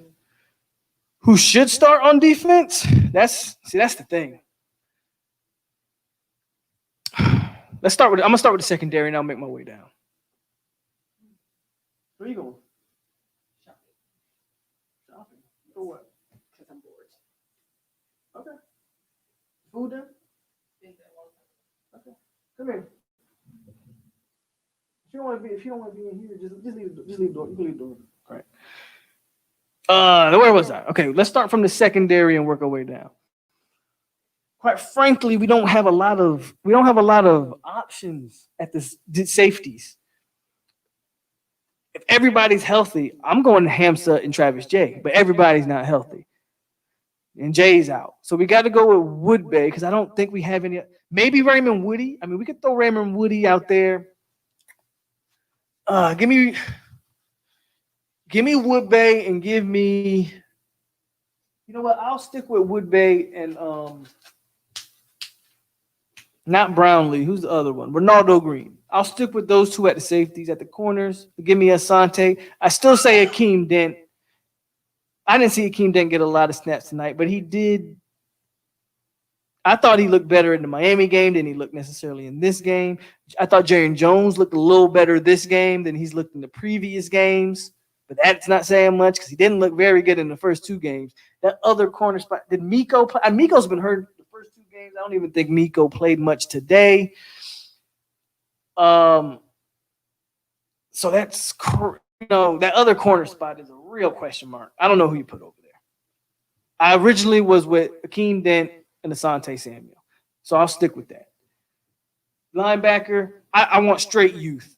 I want straight youth at linebacker. I don't care about Emmett Rice and Leonard Warner trying to improve draft stock. They're not getting drafted. I don't know. I don't think Leonard Warner is any better than Dontavius Jackson. I thought Dontavius Jackson was the worst linebacker I had ever seen. Leonard Warner's not looking much better. Give me Steven Dix. Give me Kalen DeLoach. Give me Amari Gaynor. And I know they use all those guys differently. I'm gonna keep pushing this because I hope somebody somewhere hears me. Move Gant to linebacker. Move Gant to linebacker. I want to see that. I want to see them move Gant to linebacker. The defensive ends, give me Griffiths and you rotate out either Kando or J-Rob. I don't want them 2 on the field at the same time, but give me Griffiths at one defensive end, and then you can rotate whoever you feel is necessary in Kando and J-Rob. And then, Marv, and then pair him up with another guy in the middle. Doesn't even matter. Marv maybe not even start. I think a lot of times I feel like Lovett has played the best of the defensive tackles. Maybe use him more. if they did that. Yeah, talking about that Gatorade bath, man. I don't know if you guys were watching the game that I was watching. The commentators were really trying to push that Gatorade bath stuff, and I'm sitting here like they better not. I'll catch the first flight to Tallahassee and start slapping everybody if we Gatorade bath a head coach that just beat Jacksonville State. But we didn't do it. Our special team unit looked a lot better than last. That's true. Special team definitely looks better. PCN having those going 7-4. You think we're gonna go 7-4 this year? He said we didn't do it. I feel the same way about that Powerade bath. Man, that Powerade bath was gonna piss me off if I would have saw that. I remember Marv had a sack. I didn't know Lovett had one, but I do remember Marv getting one. No idea what's up with Miko. No idea. He must really be hurt, or maybe Miko's trying to opt out. I don't know. But Miko has not played the first 3 games. Marv was suspended the first half of this game, remember, because he had a targeting against Miami. So Marv was suspended.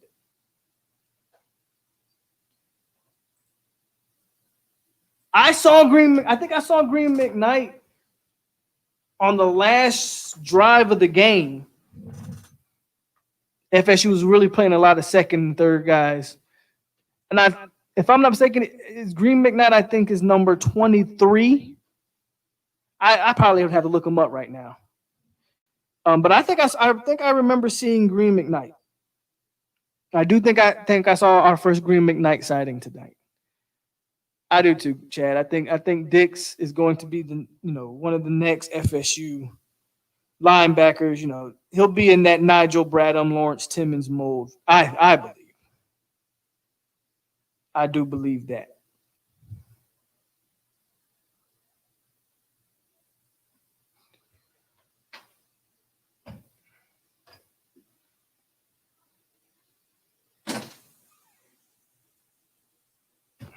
Miko's still dealing with an injury. Yeah, and that's he's been listed on the injury report for the last few weeks, so that makes sense. Son, what are you doing? What are you doing? What are you doing? So we haven't seen Miko. What? So we haven't seen Miko. We haven't seen Hamza. So the secondary, Jesus Christ. Boy, you almost took me out. The secondary is missing keys, still missing some key guys. But yeah, I'm trying to push that Gant to linebacker thing. I think Gant can hit. I think he can run. I know he's undersized, but at this point, if I can get a smart player that can see the field and just affect the plays in the right spots at the right times, I would take that over. We can put weight on him. I can, what's Gant probably weigh? 190, 200? I can put 10, 15, 20 pounds on him. I'd rather have Gant there than these guys that I'm seeing right now. I just rather have it. So that's all I know, man. But congratulations, Seminoles. I wouldn't even, so this is something that I'm going to start doing going forward. As a matter of fact, I'm going to get it right now. Do this after every win. And I just ordered them. So I don't know when they'll be in. But I ordered me some tomahawks. And every win, we're going to put a tomahawk on the helmet. Even if I would have got them in by now, I was not going to put a tomahawk for this game. I wasn't going to do it. Not because it's an FCS game, even though that's kind of why. It's just, this was a game that you supposed, a game like this, yeah, I'm not going to put a tomahawk sticker on here for it. But that's going to be a thing we're going to do going forward, man. Every win, we're going to have to put a tomahawk sticker on this thing. They are en route on the way. So hopefully we can put our first one on the Notre Dame game. Because the helmet does look kind of naked. So I had to get me some tomahawks for it. So that's something that would be our winning tradition over here. Exactly. Telvin was undersized. Exactly. And Telvin turned out to be a damn good NFL linebacker, let alone just a college linebacker. So some of these guys, you got to start finding ways to utilize them, get them on the field. Does Gant really have the speed to be a safety? Maybe not, but you can move him down in the box, do some things with him.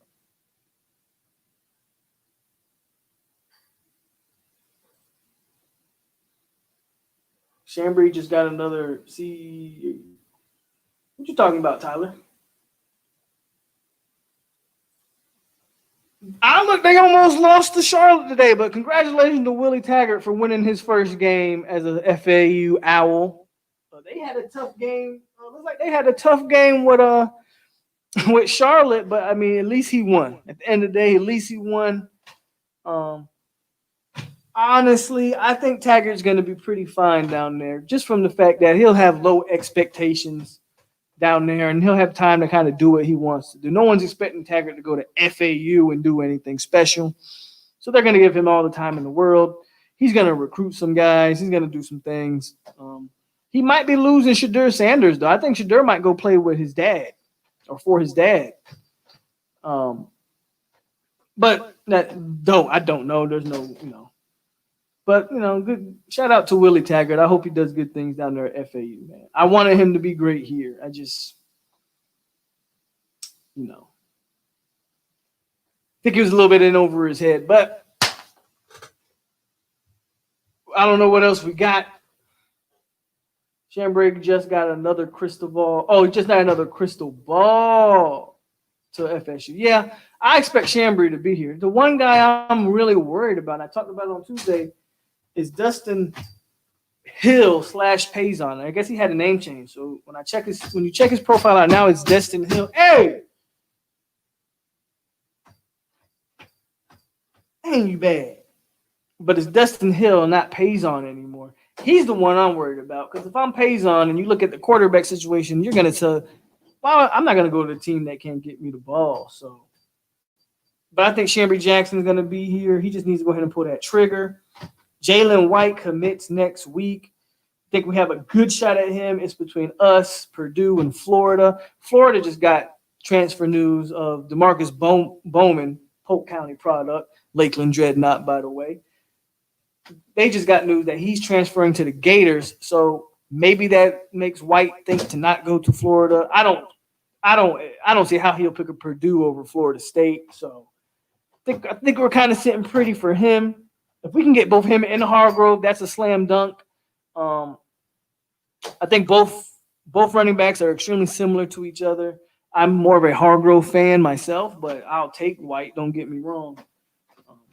I think we got some good things looking forward to on the recruiting trail. Yep, went back to the AAC where he belonged. No, FAU's Conference USA, so he's even lower than the ASC. But not throwing shots. Good luck to the man. But he definitely seems to be more suited for that caliber of conference for sure. He had no business. He definitely didn't have no business here. That hire makes more sense. Had he been at Oregon for 3 or 4 years and shown that he was doing good things at Oregon, then that hire would have made more sense. But 1 year at Oregon didn't prove anything. You know what I'm saying? Sir, what's going on, homie? Willie didn't take any of his coaches he had at FSU with him. Only one he took, I believe he took Raymond Woody with him. I think that's the only one he took with him. He didn't take Pimpleton with him. He didn't take Telly Lockett with him. Didn't take Harlan with him. I mean, that does tell you something. I do think he took Raymond Woody with him, though. I could be wrong on that, but I think he took Raymond Woody with him. Matter of fact, I think Coach Pimpleton ain't even got a job right now. Yeah, he does have Jim Leavitt with him. I think Jim Leavitt is the defensive coordinator. That is true. I think he does have Jim Leavitt.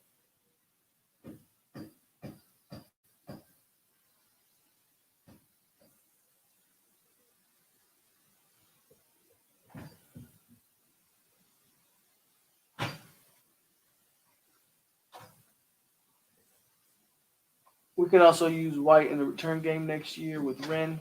Obviously. Hey, I think these kids are going to watch these running backs, and especially when you're playing these young backs, which really that's all we have are young backs. They're going to be intrigued by what we do. FSU just has to put a game plan around what it is we're doing. You know what I mean?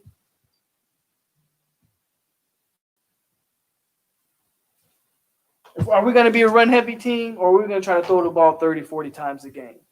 I think today we showed run-heavy and had success. I would continue that trend.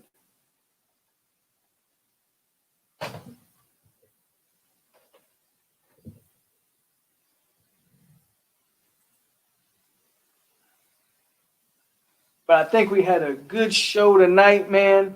Going on 2 hours and 30 minutes. The viewers keep dropping off, so we're going to go ahead and call it a wrap. I have my son in the background acting a fool. I'm hungry anyway.